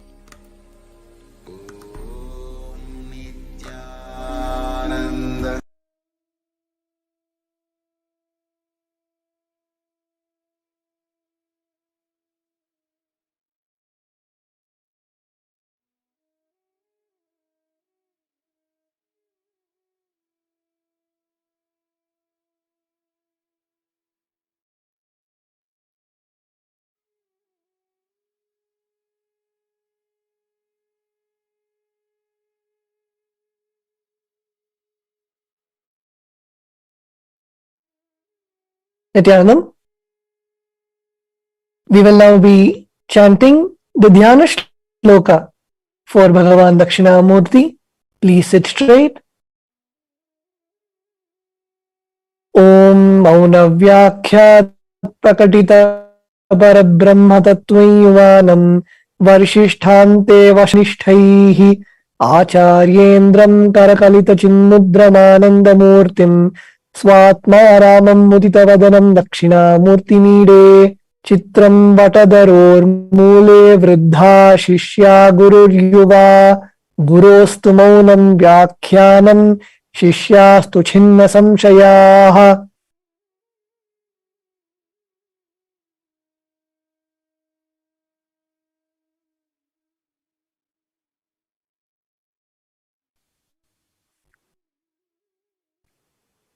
I praise and salute that Dakshinamurti who faces the south, who explains the true nature of the Supreme Brahman through his state of silence, who is young in looks, who is surrounded by disciples who are old sages.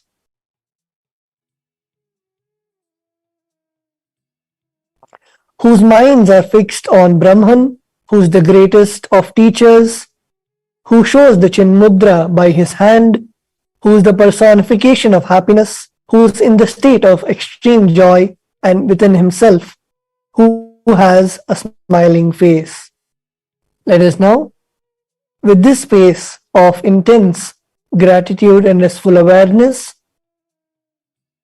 receive the darshan of our beloved Swamiji in the form of Bhagavan Dakshinamurti.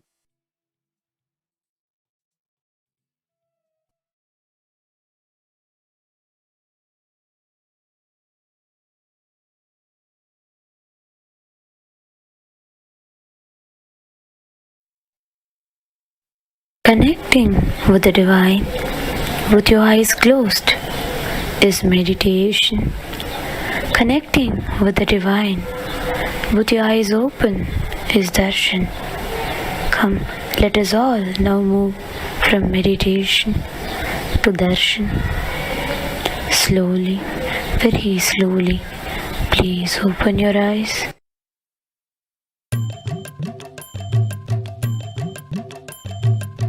Sharanam Nithyananda Gurudev Sharanam. Smaranam Nithyananda Gurudev Smaranam. Sharanam Nithyananda Gurudev Sharanam. Smaranam Nithyananda Gurudev Smaranam. Sharanam Nithyananda Gurudev Sharanam. Brahma Rupamadi Madhya Sesha Sarva Bhasakam Bhava Shatkahina Rupa Nitya Satyam Advayam. Brahma Rupamadi Madhya Sesha Sarva Bhasakam Bhava Shatkahina Rupa Nitya Satyam Advayam. Pakmanoti Gosharam Janeti Neti Bhavitam Tam Namami Deva Deva Nithyanandam Ishwaram. Pakmanoti Gosharam Janeti Neti Bhavitam Tam Namami Deva Deva Nithyanandam Ishwaram. Sharanam Nithyananda Gurudev Sharanam. Smaranam Nithyananda Gurudev Smaranam. Sharanam Nithyananda Gurudev Sharanam. Aditeya Biharam Surari Daitya Nashakam Sadhu Sishta Kamadam Mahi Subhara Harakam. Aditeya Biharam Surari Daitya Nashakam Sadhu Sishta Kamadam Mahi Subhara Harakam. Swatmarupa Tattvakam Yuge Yuge Cha Darshitam. Swatmarupa Tattvakam Yuge Yuge Cha Darshitam. Tam Namami Deva Deva Nithyanandam Ishwaram. Tam Namami Deva Deva Nithyanandam Ishwaram. Sharanam Nithyananda Gurudev Sharanam. Smaranam Nithyananda Gurudev Smaranam. Sharanam Nithyananda Gurudev Sharanam. Sarvabhuta Sarga Karma Sutra Bandha Karanam Jnana Karma Papa Punya Taratamya Sadhanam. Sarvabhuta Sarga Karma Sutra Bandha Karanam Karma Papa Punya Taratamya Sadhanam. Buddhi Vasa Sakshi Rupa Sarva Karma Bhasanam. Tam Namami Deva Deva Nithyanandam Ishwaram. Buddhi Vasa Sakshi Rupa Sarva Karma Bhasanam. Tam Namami Deva Deva Nithyanandam Ishwaram. Tam Namami Deva Deva Nithyanandam Ishwaram. Sharanam Nithyananda Gurudev Sharanam. Smaranam Nithyananda Gurudev Smaranam. Sharanam Nithyananda Gurudev Sharanam. Smaranam Nithyananda Gurudev Smaranam. Sharanam Nithyananda Gurudev Sharanam.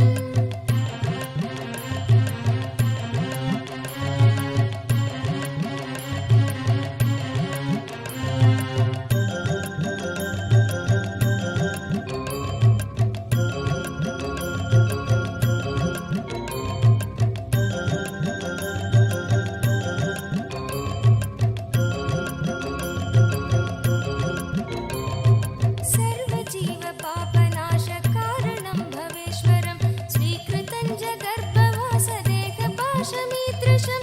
सर्वजीव Papanash कारणं भवेश्वरं स्वीकृतं जगर्भवासदेहपाशमीदृशं.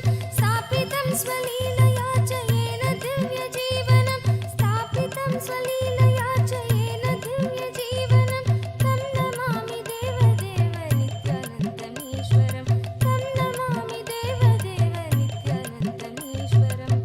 शरणं नित्यानन्द गुरुदेव शरणं. स्मरणं नित्यानन्द गुरुदेव स्मरणं. शरणं नित्यानन्द गुरुदेव शरणं. तुल्यलोष्टकाञ्चनं च हेयनेयधिगतं स्त्रीषु नित्यमातृरूपशक्तिभावभावुकं. तुल्यलोष्टकाञ्चनं च हेयनेयधिगतं स्त्रीषु नित्यमातृरूपशक्तिभावभावुकं. ज्ञानभक्तिभुक्तिमुक्तिशुद्धबुद्धिदायकं. ज्ञानभक्तिभुक्तिमुक्तिशुद्धबुद्धिदायकं. तं नमामि देवदेव नित्यानन्दमीश्वरं. तं नमामि देवदेव नित्यानन्दमीश्वरम्.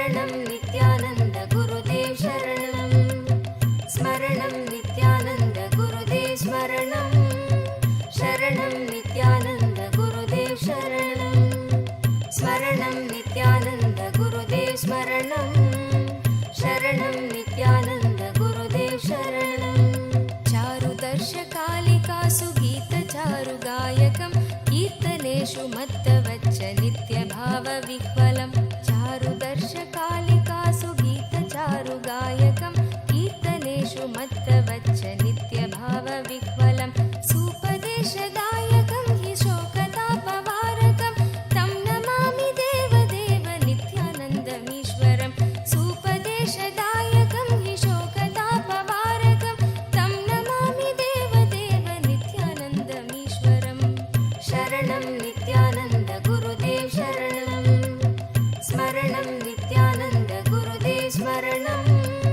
शरणं नित्यानन्द गुरुदेव शरणं स्मरणं नित्यानन्द गुरुदेव स्मरणं शरणं नित्यानन्द गुरुदेव शरणं पादपद्मतत्त्वबोध शान्तिसौख्यदायकं सक्तचित्तभक्तसून नित्यवित्तवर्धनं पादपद्मतत्त्वबोध शान्तिसौख्यदायकं सक्तचित्तभक्तसून नित्यवित्तवर्धनं दम्भिदर्पधारणं तु निर्भयं जगद्गुरुं दम्भिदर्पधारणं तु निर्भयं जगद्गुरुं तं नमामि देवदेव नित्यानन्दमीश्वरं तं नमामि देवदेव नित्यानन्दमीश्वरं शरणं नित्यानन्द गुरुदेव शरणं स्मरणं नित्यानन्द गुरुदेव स्मरणं शरणं नित्यानन्द गुरुदेव शरणं स्मरणं नित्यानन्द गुरुदेव स्मरणं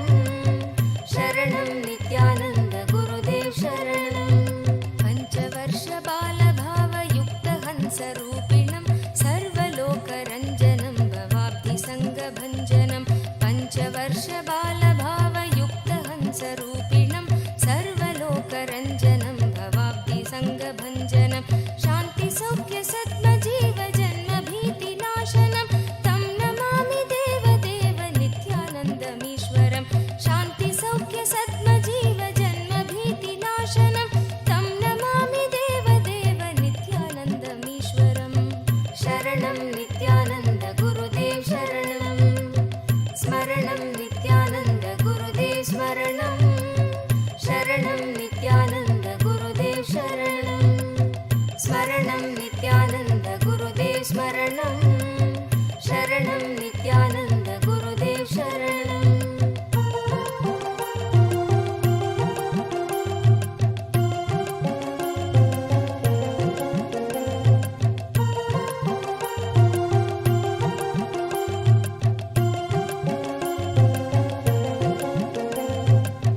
धर्महानहारकं त्वधर्मकर्मवारकं लोकधर्मचारणं च सर्वधर्मकोविदं धर्महानहारकं त्वधर्मकर्मवारकं लोकधर्मचारणं च सर्वधर्मकोविदं त्यागिगोहि सेव्य नित्यपावनाङ्घ्रिपङ्कजं त्यागिगोहि सेव्य नित्यपावनाङ्घ्रिपङ्कजं तं नमामि देवदेव नित्यानन्दमीश्वरं तं नमामि देवदेव नित्यानन्दमीश्वरं शरणं नित्यानन्द गुरुदेव शरणं स्मरणं नित्यानन्द गुरुदेव स्मरणं शरणं नित्यानन्द गुरुदेव स्मरणं नित्यानन्द गुरुदेव स्मरणं शरणं नित्यानन्द गुरुदेव शरणं स्तोत्रशुकं सदेशभावव्यञ्जकं नित्यपाठकस्य वै विपत्तिपुञ्जनाशकं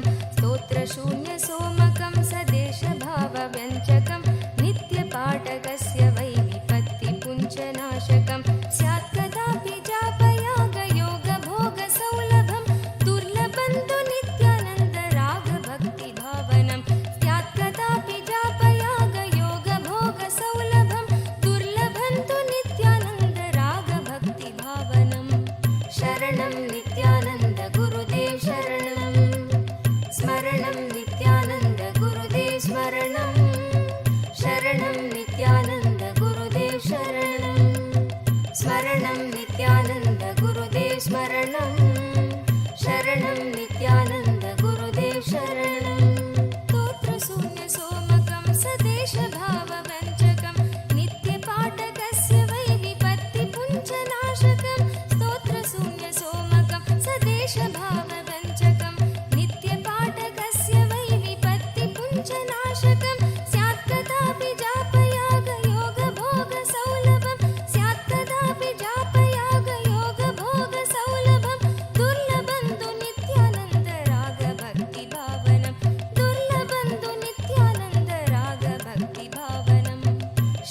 स्मरणं नित्यानन्द गुरुदेव शरणं स्मरणं नित्यानन्द गुरुदेव स्मरणं शरणं नित्यानन्द गुरुदेव शरणं स्मरणं नित्यानन्द गुरुदेव स्मरणं शरणं नित्यानन्द गुरुदेव शरणं शरणं नित्यानन्द गुरुदेव शरणं स्मरणं नित्यानन्द गुरुदेव स्मरणं शरणं नित्यानन्द गुरुदेव शरणं स्मरणं नित्यानन्द गुरुदेव स्मरणं शरणं नित्यानन्द गुरुदेव शरणं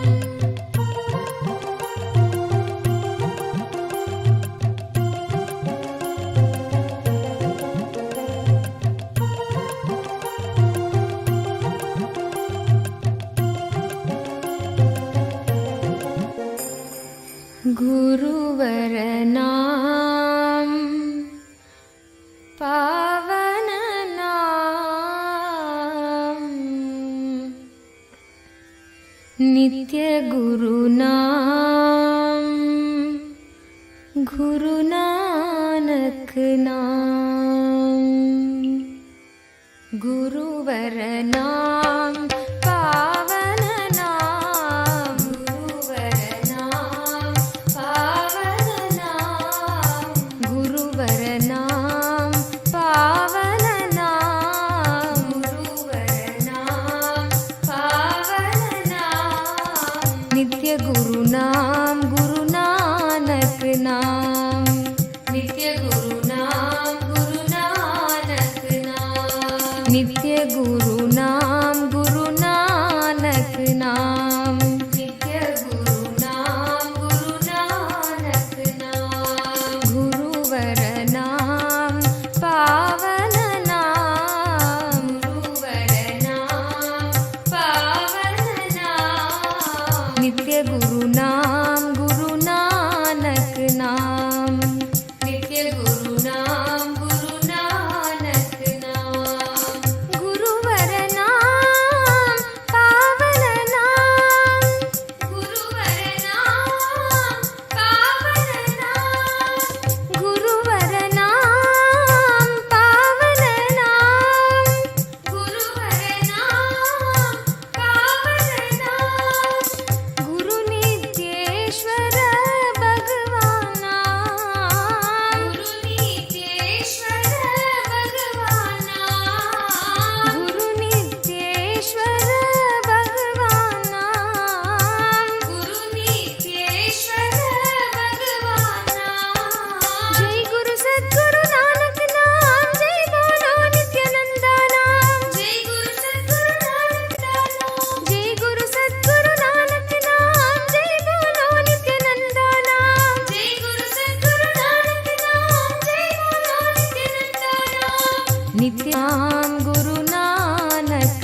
नाम नित्य गुरु नाम गुरु नानक नाम नित्य गुरु नाम गुरु नानक नाम नित्य गुरु नाम गुरु नानक नाम गुरुवरनाम पावननाम गुरुवरनाम पावननाम नित्य गुरुनाम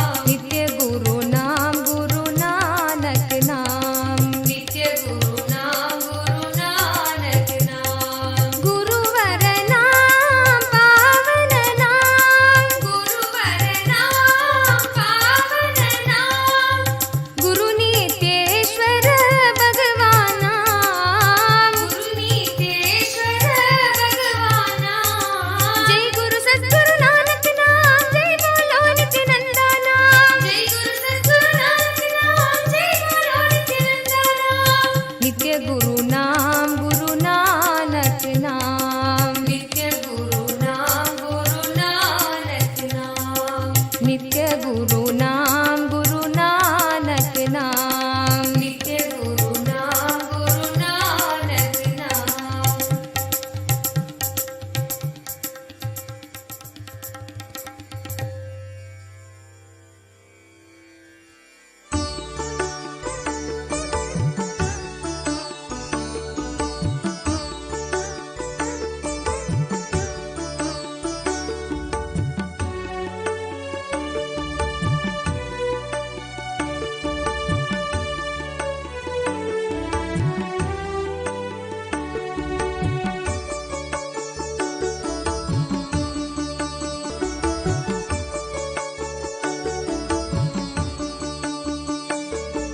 स्वागतं गुरु श्री नित्यानंदरिगे नित्यानंदದ ಸ್ಥಿತಿ ನೀಡುವ ದೇವ ನಿತ್ಯಾನಂದರಿಗೆ स्वागतं गुरु श्री नित्यानंदरिगे नित्यानंदದ ಸ್ಥಿತಿ ನೀಡುವ ದೇವ ನಿತ್ಯಾನಂದರಿಗೆ स्वागतं गुरु श्री नित्यानंदरिगे नित्यानंदरिगे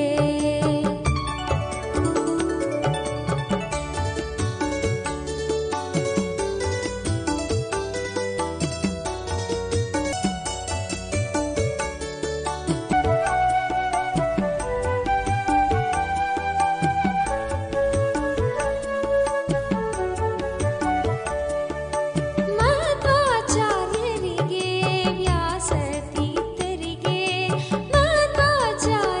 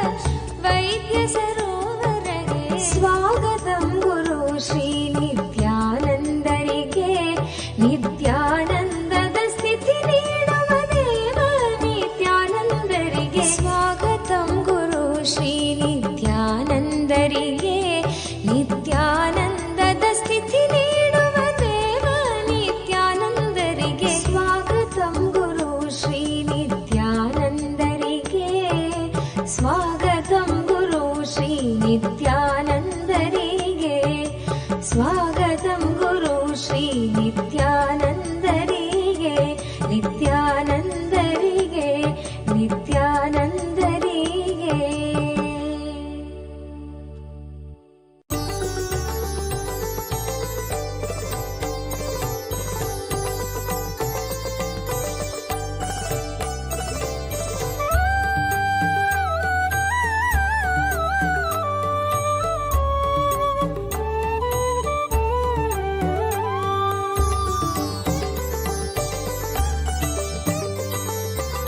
அருணாச்சல சிவனே நித்ய அருணாச்சல சிவனே அபயம் தந்தம்மை ஆட்கொண்டிடவே அபயம் தந்தம்மை ஆட்கொண்டிடவே கருணையால் உதித்தவனே நித்ய அருணாச்சல சிவனே शिवने नित्य अरुण शिवने अभयं तन्दम्मयाट्कोण्डिडवे अभयं तन्दम्मयाट्कोण्डिडवे करुणयलुदित्तवने नित्य अरुणाचल शिवने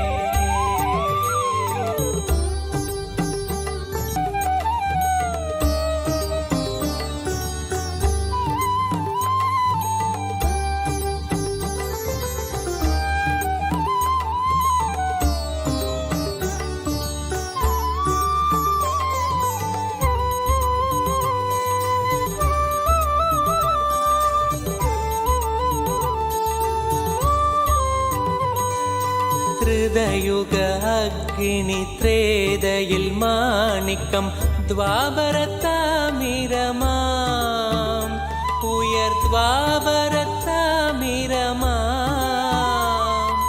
கலியுகம் உய்ய அருணாச்சல இந்த கலியுகம் உய்ய அருணாச்சல திரு மலையன எழுந்தவனே நித்ய அருணாச்சல சிவனே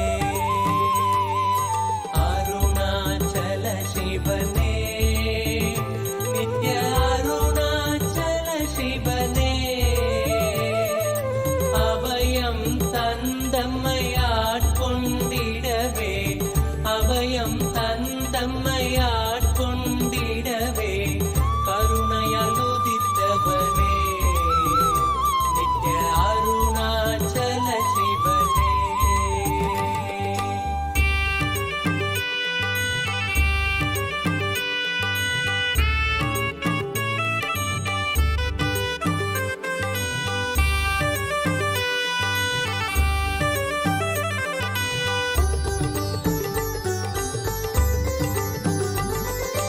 உன்முகம் சென்றதில் அன்பு மலர்ந்திட ஆனந்தம் தருபவனே நித்ய ஆனந்தம் தருபவனே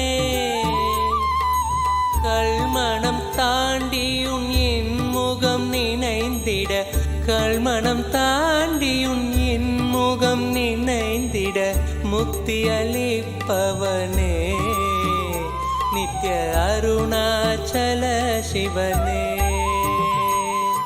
அருணாச்சல சிவனே நித்ய அருணாச்சல சிவனே அபயம் தந்தம்மையாட்கொண்டிடவே அபயம் தந்தம்மையாட்கொண்டிடவே கருணையலுதித்தவனே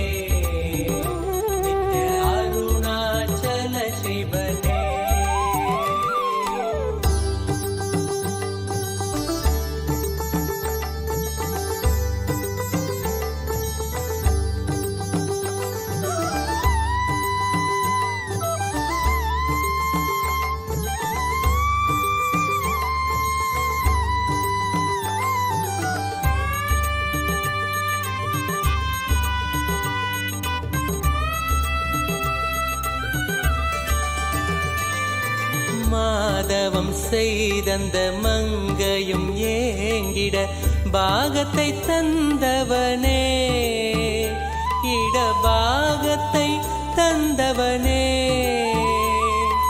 வேண்டிடும் அன்பரை காத்திடவே இங்கு வேண்டிடும் அன்பரை காத்திட மானுட வேடம் பூண்டவனே, நித்ய அருணாச்சல சிவனே, அருணாச்சல சிவனே, நித்ய அருணாச்சல சிவனே, அபயம் தந்தம்மையாட்கொண்டிடவே, அபயம் தந்தம்மையாட்கொண்டிடவே, கருணையால் உதித்தவனே, நித்ய அருணாச்சல சிவனே.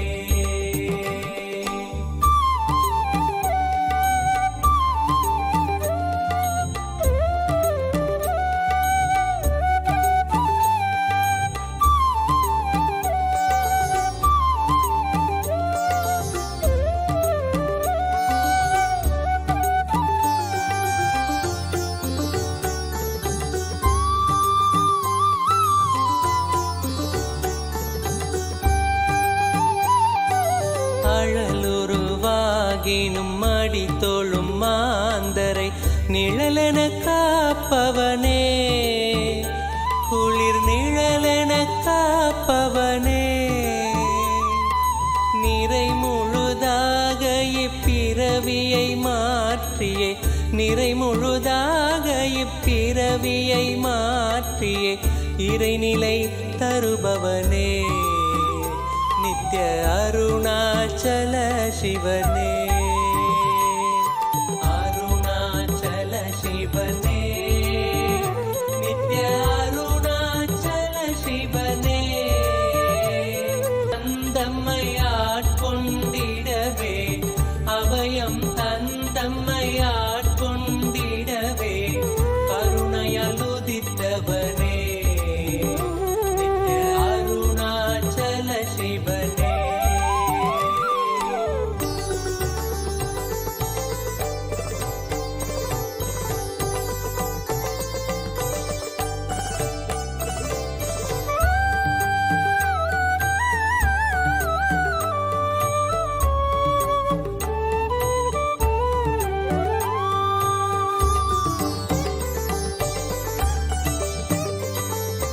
வேதனை தீர்த்திட வேதனும் மாலும் பாதம் பணிந்திடவே, உந்தன் பாதம் பணிந்திடவே,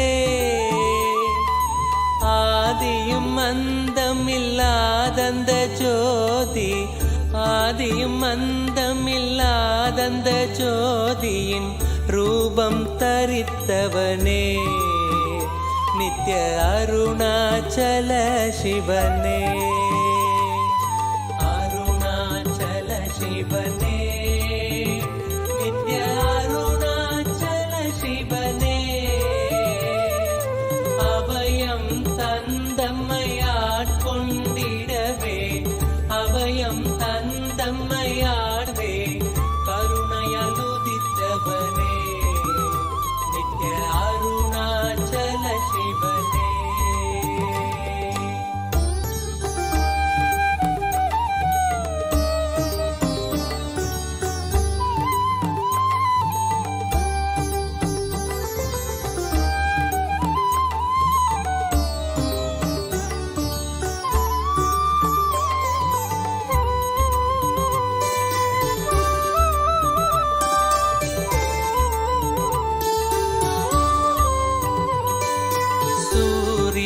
சந்திரர் வைரவர் விஞ்ஞயர் என் திசையோகியரும், உயர் என் திசையோகியரும், நித்ய ஆனந்தராய் நினைந்தே உனை அடைந்திடும், ஆனந்தராய் நினைந்தே உனை அடைந்திடும், ஹர ஹர சிவ சிவனே, நித்ய அருணாச்சல சிவனே, அருணாச்சல சிவனே,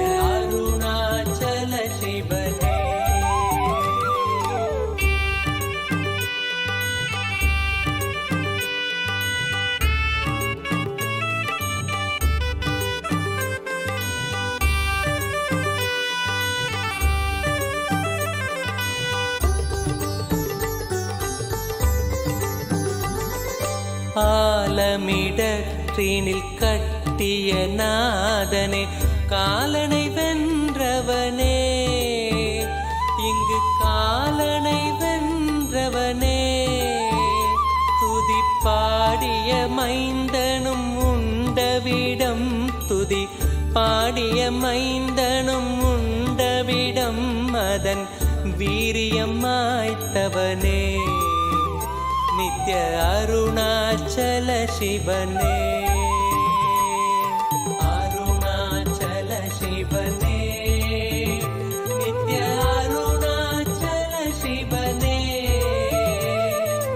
அபயம் தந்தம்மையாட்கொண்டிடவே அபயம் தந்தம்மையாட்கொண்டிடவே கருணையால் உதித்தவனே நித்ய அருணாச்சல சிவனே